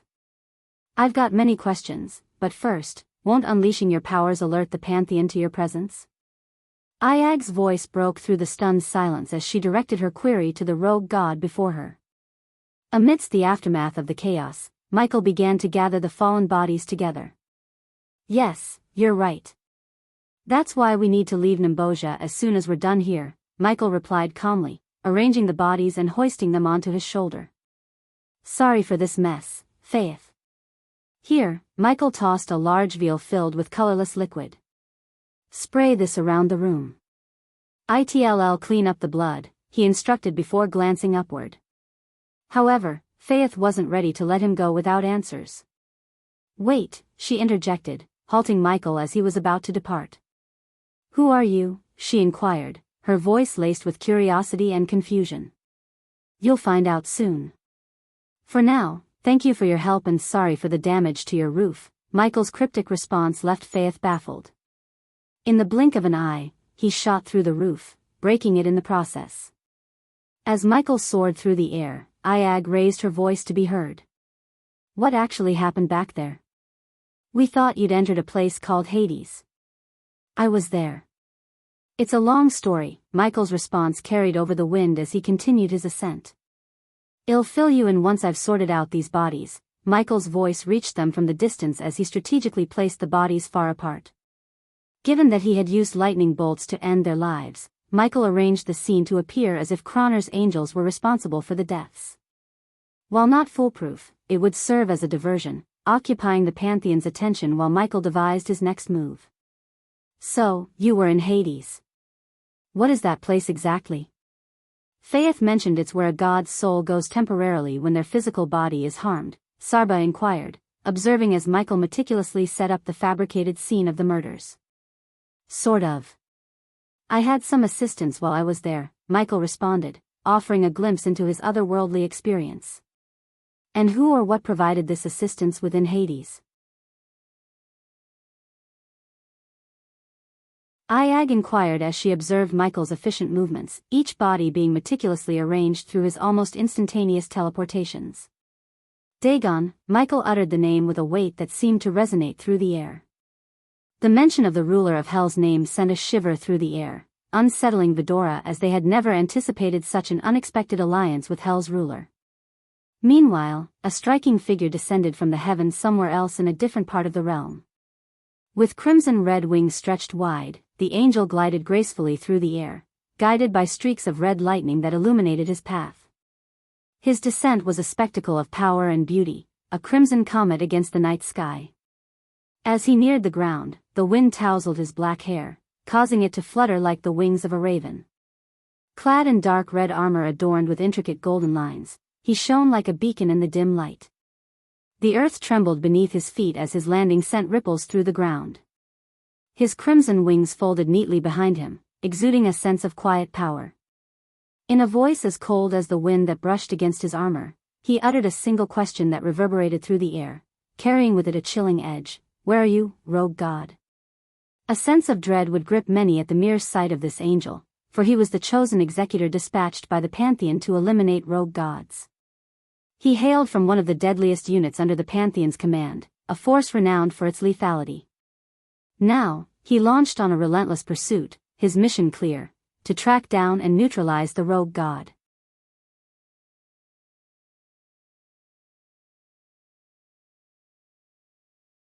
Chapter 1075 Mystery of Misty Swamps. Unaware that an executor of the Pantheon was relentlessly on his trail, Michael and Vidora departed Nimboja, their flight continuing for an hour until they touched down in a secluded forest. Once there, Michael wasted no time and procured various alchemical ingredients from the system. Why are we stopping? Iag's curiosity prompted her question. Before we proceed to the secret teleportation array, there's a matter we must address regarding your form. Rodney managed to uncover your true nature as a natural-born Hydra.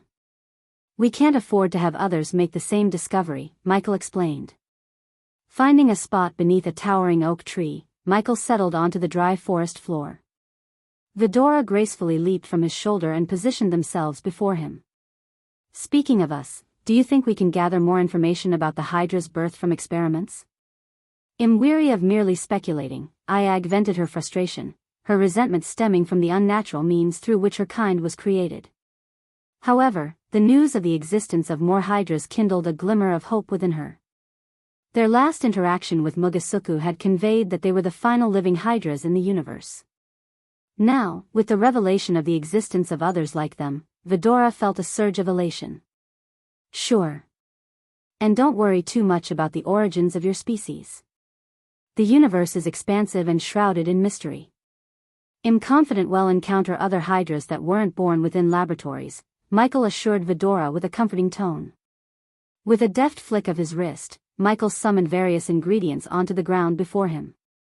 Studying the components, he ignited the dark flames with a purpose. What potion are you brewing? Sarba inquired. A pill, Michael stated simply, casting the crimson-red flower into the engulfing darkness. This pill will transform you into a three-headed serpent, a common form in this realm, at least. That's according to Nithroel, Michael elucidated as the alchemical process began. Michael continued to toss the ingredients into the flame, and Iag watched as the essences of the components floated above the flames, coalescing into vibrant, colorful beads. Gradually, these beads melded together, shaping themselves into three distinct crimson-red pills. Take these, Michael instructed, tossing the pills toward the open mouths of the three heads. In unison, the heads accepted the pills, their expressions contorting as they swallowed the sour concoction.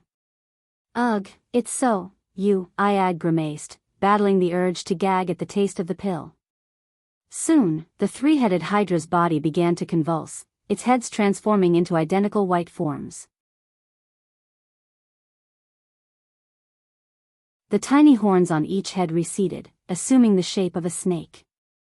Scales disappeared from their bodies, and the small wings morphed into a snake's sleek form. In a matter of moments, the three-headed hydra had undergone a complete metamorphosis into a three-headed snake, complete with a slender tail. "How do we appear now?" Sarba inquired as Michael produced a mirror and held it before the snake-like creature. "Not as impressive as our original form, but not bad at all," Iag assessed, scrutinizing her new appearance. "Shall we proceed?" Michael asked, getting to his feet. With their wings gone, Vidora couldn't leap onto Michael's shoulder as before. Instead, he crouched down, carefully lifting the transformed hydra and placing it onto his shoulder. "Are you certain there's a teleportation array in this forest?" Iag sought confirmation once more. "Well, when I encountered Dagon's soul form within Hades, he mentioned hiding a teleportation portal in this forest." "I have no reason to doubt his word," Michael responded, resuming his journey while relying on the waypoint marker Dagon had imprinted into his mind. "I'm still confused by Dagon's willingness to help us. What does he expect in return?" Sarba pondered. "Isn't it clear? He wants out help in his fight against the Pantheon," Kane suggested. "I believe there's more to it." Something about Dagon raises suspicion, Michael shared as he guided them through the arid woodland. "Whatever his true motives, we'll soon find out," Michael asserted. Eventually, Michael and Vidora arrived at a colossal banyan tree that stood as a regal sentinel among its arboreal kin. Its expansive branches formed a grand canopy overhead. Placing his hand upon the tree as Dagon had instructed, Michael's palm began to emit a soft glow. Iag noticed a glowing rune, shaped like an eye, materialize on the top of Michael's hand. Responding to this energy, a rune resembling the one on Michael's hand illuminated on the tree, triggering the emergence of a portal. A vortex materialized within the heart of the tree. Unknown portal. What could possibly go wrong? Iag rolled her eyes with a wry grin as Michael stepped into the portal, disappearing from the forest. As Michael emerged from the portal's embrace, he found himself enveloped by a breathtaking panorama. Lush beauty stretched as far as his eyes could behold. Everywhere he turned, he was met with a tapestry of vibrant flowers, their colors painting the landscape with ethereal hues. The very air seemed to carry a delicate fragrance, each inhalation a sensory delight. Trees stood proudly, teeming with life as leaves rustled in a harmonious dance, and a symphony of bird songs filled the air with a melodious chorus. With its warm embrace, the sun cast a golden hue upon the scenery, weaving an enchanting tapestry that seemed lifted from the pages of a fantastical tale. "This doesn't look like a swamp at all," Iag remarked, her voice tinged with awe as she surveyed the ethereal landscape that had replaced the expected marshland. The scene unfolding before Michael left him visibly taken aback, his expression mirroring his astonishment. "I'm pretty sure Dagon said the portal will lead me to the misty swamp," Michael murmured, his voice a mixture of confusion and surprise. With measured steps, he advanced along the dirt path that stretched out before him, his brow furrowed as he tried to reconcile the lush paradise around him with the swamp he had been led to anticipate.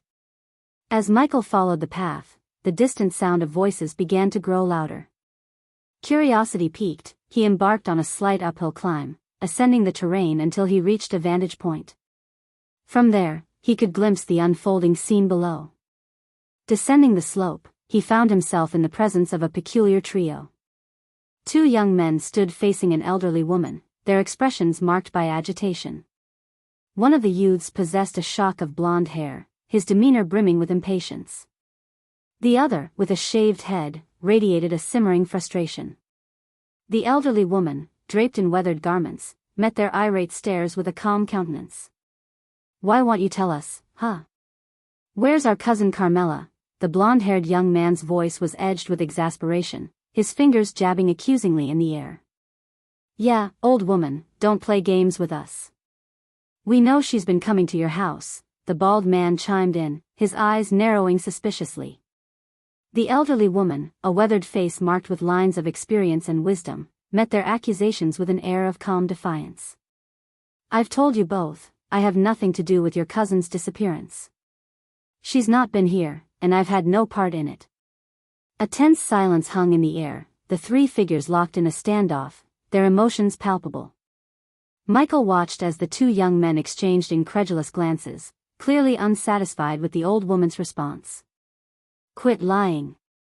We've heard enough of your stories," the blonde-haired man retorted, his voice growing louder and more desperate.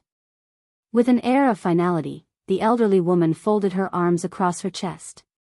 "Believe what you will, young ones. I have no reason to deceive you." As the old woman's gaze shifted toward Michael, she beckoned to him, her finger extending like a gnarled branch. "Young man, come here," her voice carried a note of authority. With a mix of surprise and curiosity, Michael approached the trio, drawn into their midst. Michael stood before her, taking in her appearance. Despite her aged features, there was a certain vitality about her that caught his attention. She wore a collection of vibrant green garments and had tied her white hair into a neat bun. In her hands, she cradled a basket brimming with an array of colorful flowers. "You look like a fine young man."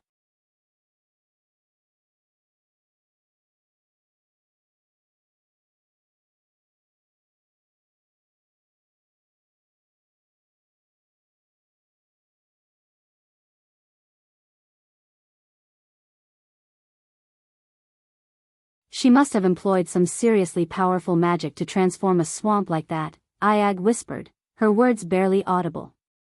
"By any chance, do you know of any nearby temples?" Michael inquired. He refrained from mentioning the temple of the god of darkness, unsure of how the young men might react or whether they were even aware of such a temple's existence. To Michael's astonishment, the brothers were indeed familiar with the temple. There was one. A temple dedicated to the god of darkness. But that old woman razed it to the ground and built her dwelling in its place, the blonde young man explained. His brother chimed in with a snicker. She branded the god of darkness as evil, claiming it kept this place a swamp and attracted monsters. Yet, in my opinion, people weren't vanishing when that so-called evil temple stood there. He muttered the word evil in a hushed tone, punctuated by a derisive chuckle. But ever since she took over and transformed this place, everything has gone horribly awry. Sadly, no one believes us. The entire village stands by her, the bald-headed one grumbled. The blonde-haired brother sighed softly in response. You can't really blame them. She did convert this place into a vibrant valley. Merchants flock to our village now, filling our coffers with gold, the blonde-haired one reasoned. Is there any chance that the disappearances of the villagers and your cousin aren't linked to the old woman? Michael inquired. I don't know. We just want our cousin back. The blonde young man replied with a heavy sigh, his voice wavering as his eyes welled up. The bald-headed man comforted his brother and then turned to address Michael. Whatever you're dealing with, we hope you find the help you need. We understand the feeling of helplessness all too well, the bald-headed man added, his voice tinged with empathy. The quest, Mystery of the Misty Swamp, has commenced. Find badass points, the mystery behind the disappearances in the Misty Swamp. Upon completing the quest, the host will receive 1 million badass points. Unexpectedly, Michael heard the system's voice resonating in his head. To his surprise, the system had initiated another quest, a new functionality of the system. Let me give you a hand in your search. 3 heads are better than 2, Michael offered, extending his assistance to the brothers. Michael had several reasons to offer his help to the brothers. First and foremost, he had decoded a Morse code message instructing him to go to the God of Darkness temple in the Misty Swamps. He was determined to uncover the identity of the individual who had left that coded message. Second, his curiosity about the ongoing disappearances motivated him. Thirdly, the promise of 1 million badass points was undeniably appealing. Lastly, the brothers themselves appeared to be genuine and kind-hearted souls, and assisting them in achieving their goal aligned well with his intentions. The 2 brothers seemed surprised by his offer but wore skeptical expressions. Why would you want to help us? Assisting us could jeopardize any chance you have of receiving healing from that old woman. We were driven out of our village for opposing her, the young blonde one voiced his concerns. We were exiled, and if you help us, you might face the same fate of being banned from our village, added the bald one. That's not an issue. I have a knack for finding people, and you'll need my help. Besides, I don't give a damn if your village exiled me. I'm an outsider, Michael replied nonchalantly. After sharing a glance, the two brothers let out resigned sighs, realizing that their desperation to locate their cousin overrode their concerns, and they reluctantly accepted Michael's offer of help. Vidora remained perched silently on Michael's shoulder, observing as he followed the brothers through the rugged path. I'm Veer, and this is my brother, Hal, introduced the blond young man. Nice to meet you both. I'm John, Michael responded, using a fabricated name. Revealing his true identity as the god of darkness to the brothers would undoubtedly leave them crap their pants. What about the three-headed snake on your shoulder? We've never seen its kind in this part of our land, Hal inquired as he guided Michael along the dirt path. Don't take this the wrong way, but are you by any chance a worshipper of the god of darkness? I mean, you're dressed all in black and you asked us about a temple nearby, Vera, the blonde-haired young man, inquired of Michael. Yeah, he does give off that vibe, like one of the god of darkness followers. He even has a three-headed pet on his shoulder, just like the statue in that temple, Hal chimed in, catching Michael off guard. You've seen the temple? Michael asked. Yeah, when we were kids. Carmela, some of our friends, and I used to sneak into the temple. There was a statue of the god of darkness and his pet Hydra inside, Veer recalled with a nostalgic smile. It's rare to come across worshippers of the god of darkness. Are you one, John? Hal inquired. Not really. I just like to wear black clothes, Michael responded casually, deciding there was no need to reveal his true identity as the god of darkness himself. As their conversation continued, Michael led the way to a small stream, crossing it over a quaint bridge. Once they were on the other side, a picturesque garden and a cozy cabin with a creaking windmill came into view. That's where the old woman lives, Michael pointed out, indicating the cabin. As they approached the cabin, a sudden commotion caught their attention. A small figure with vibrant red hair and a rather prominent nose came bounding towards them. The halfling's expression was a mix of annoyance and concern as he addressed the two brothers with a shrill voice. You two. What are you doing here again? The halfling yelled, his voice high-pitched and agitated. Lady Griffey explicitly said she doesn't want to see you both, and she's extremely upset with your constant presence. Michael observed the scene with intrigue, both surprised and amused to encounter a halfling in this land. He watched as the halfling continued to admonish the brothers, his gestures animated and his demeanor remarkably authoritative for someone of his stature. Despite the halfling's tirade, Michael remained composed, his expression neutral as he silently assessed the situation. The halfling's tirade continued unabated, his words flowing with a mixture of frustration and anger. The two brothers, however, seemed determined to get their point across, and their voices rose in protest. We need to speak with Griffey. It's important, the bald-headed brother demanded, his face etched with a mixture of concern and desperation. His blonde-haired counterpart chimed in, we're not leaving until we talk to her.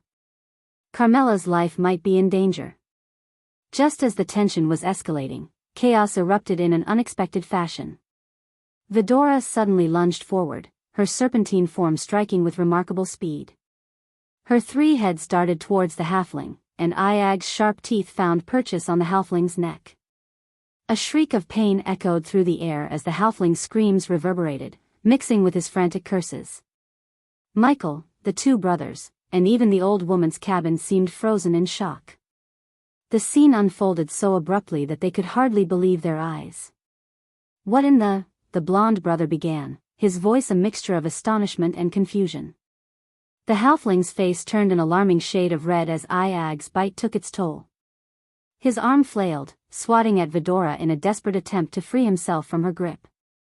In the midst of the chaos, his hand rose menacingly, poised to strike Vidora across her scaled head. But before the halfling's hand could make contact, Michael moved. A swift kick landed solidly on the halfling's side, and the impact sent the small figure flying. He crashed into a nearby tree, the force of the blow leaving him momentarily stunned. Enough, Michael's voice cut through the air, firm and commanding. His dark eyes bore into the halfling, his expression unwavering. The halfling groaned, writhing on the ground in pain, his anger momentarily overtaken by shock at the unexpected turn of events. "We're leaving," Michael stated firmly, his tone conveying a mix of authority and urgency. He quickly assessed the situation, realizing there was more to Vidora's actions than met the eye. Turning his attention to the two brothers, Michael's voice was composed yet compelling. "Come with me," he instructed, his words carrying an air of leadership. The brothers, still taken aback by the unexpected turn of events, hesitated only for a moment before falling in line behind Michael. As they hurried away from the scene, the halfling's fury erupted anew. Shouts and rocks were hurled their way, some of the rocks finding their mark and striking Michael in the back. As they moved away from the scene, the halfling's shouts faded into the background like distant echoes. As they distanced themselves from the cabin, Hall's emotions swung between astonishment and anger, his frustration finally boiling over. "What the fuck was that, John?" he bellowed, his voice dripping with rage. Michael's composure remained unshaken, even in the face of Hall's outburst. The two brothers watched in surprise as the three-headed snake on Michael's shoulder nuzzled against his ear, a peculiar interaction that almost seemed like a form of communication. Amid the intensity of the moment, Michael's voice cut through the air, his words carrying an unexpected revelation that left the brothers stunned. "That halfling we encountered back there, he might not be a halfling at all," Michael's statement hung in the air, hanging heavy with implications that neither of the brothers could have foreseen.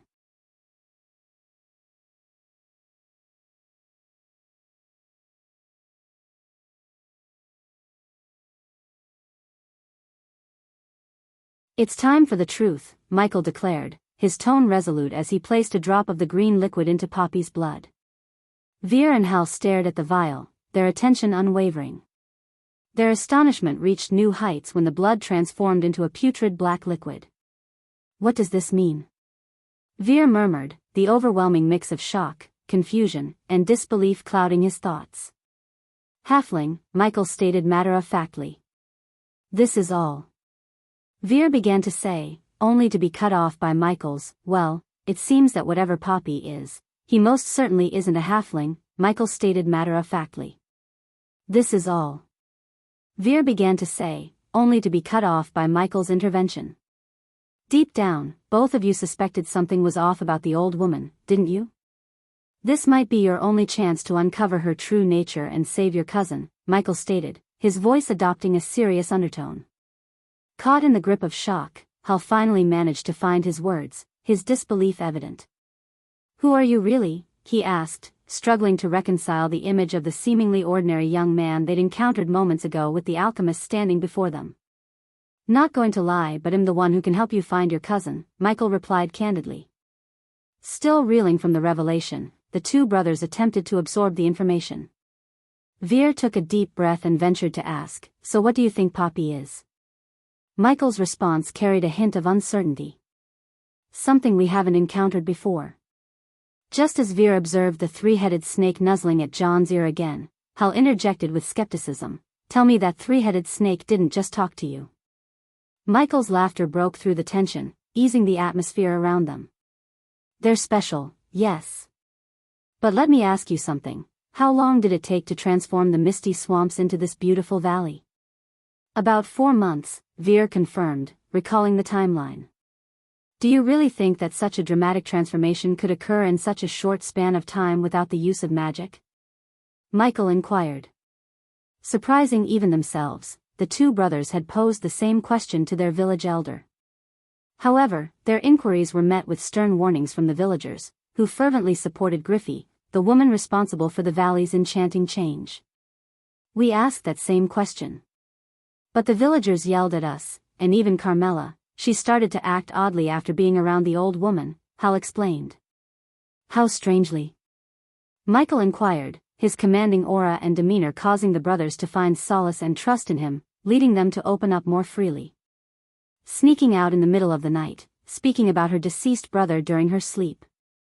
Even sleepwalking, though she claimed not to remember any of it," Veer shared, the weight of concern evident in his voice. Have either of you attempted to follow her during the night?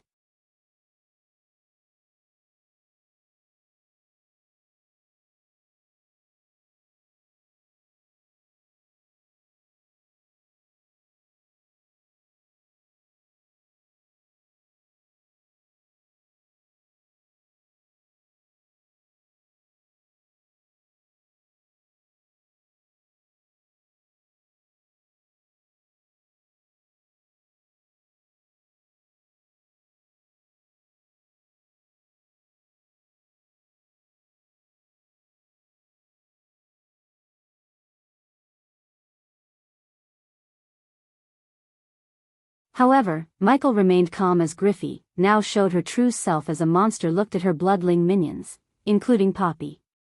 Does this sight fill you with fear, young man? Griffey's voice dripped with a sinister curiosity, her lips curling back to reveal a long, slithering tongue. A yearning hunger tainted her tone, a thirst for the anticipation of a fresh victim. If anything, this makes me feel disgusted, Michael retorted, his response cutting through the air with a touch of defiance. He met her unsettling gaze head-on, unflinching in the face of her malevolence. The old woman who turned into a monstrous being seemed taken aback by his retort, a momentary flicker of surprise crossing her grotesque features. "I'm not one to indulge in body shaming," Michael continued with a sigh, his voice carrying an exasperated edge. "But my God, you've really outdone yourself in the ugly department." The unexpected jab seemed to strike a nerve, a mixture of disbelief and anger flashing across the creature's hollow eyes. "Let's see if your actions can back your words." "My minions, go bring him to my feet," Griffey commanded, her voice laced with a twisted blend of authority and anticipation. The bloodlings, each standing around 3 feet tall, swiftly responded to her orders. Without a trace of fear, they surged forward toward Michael, their movements determined and predatory.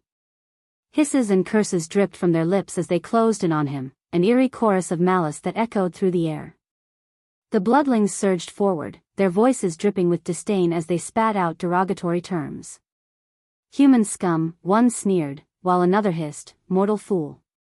With no hesitation, they rushed toward him, their movements quick and purposeful. Yet, Michael remained eerily calm in the face of their onslaught. He calmly cracked his fingers, a casual gesture that belied the tension of the moment. In the midst of their aggression, Poppy's voice suddenly pierced the air, cutting through the tension. "Avoid his needles, you fools," he bellowed at his fellow bloodlings, his words echoing with a mix of caution and urgency. The sudden outburst confused some of the bloodlings, a flicker of hesitation crossing their eyes. Michael seized this moment of uncertainty to his advantage. His hand moved with deliberate slowness, revealing the hilt of a dark sword hidden at his side. The glint of malevolent steel caught the dim light, casting an eerie shimmer that danced across the room. With a taunting grin, Michael addressed the advancing bloodlings. "Well, let me see what you bloodlings are made of." His voice carried a mocking challenge, each word an unspoken dare that hung in the air. As the bloodlings lunged, their distorted features contorted with a mix of fury and desperation, Michael's response was a symphony of controlled aggression.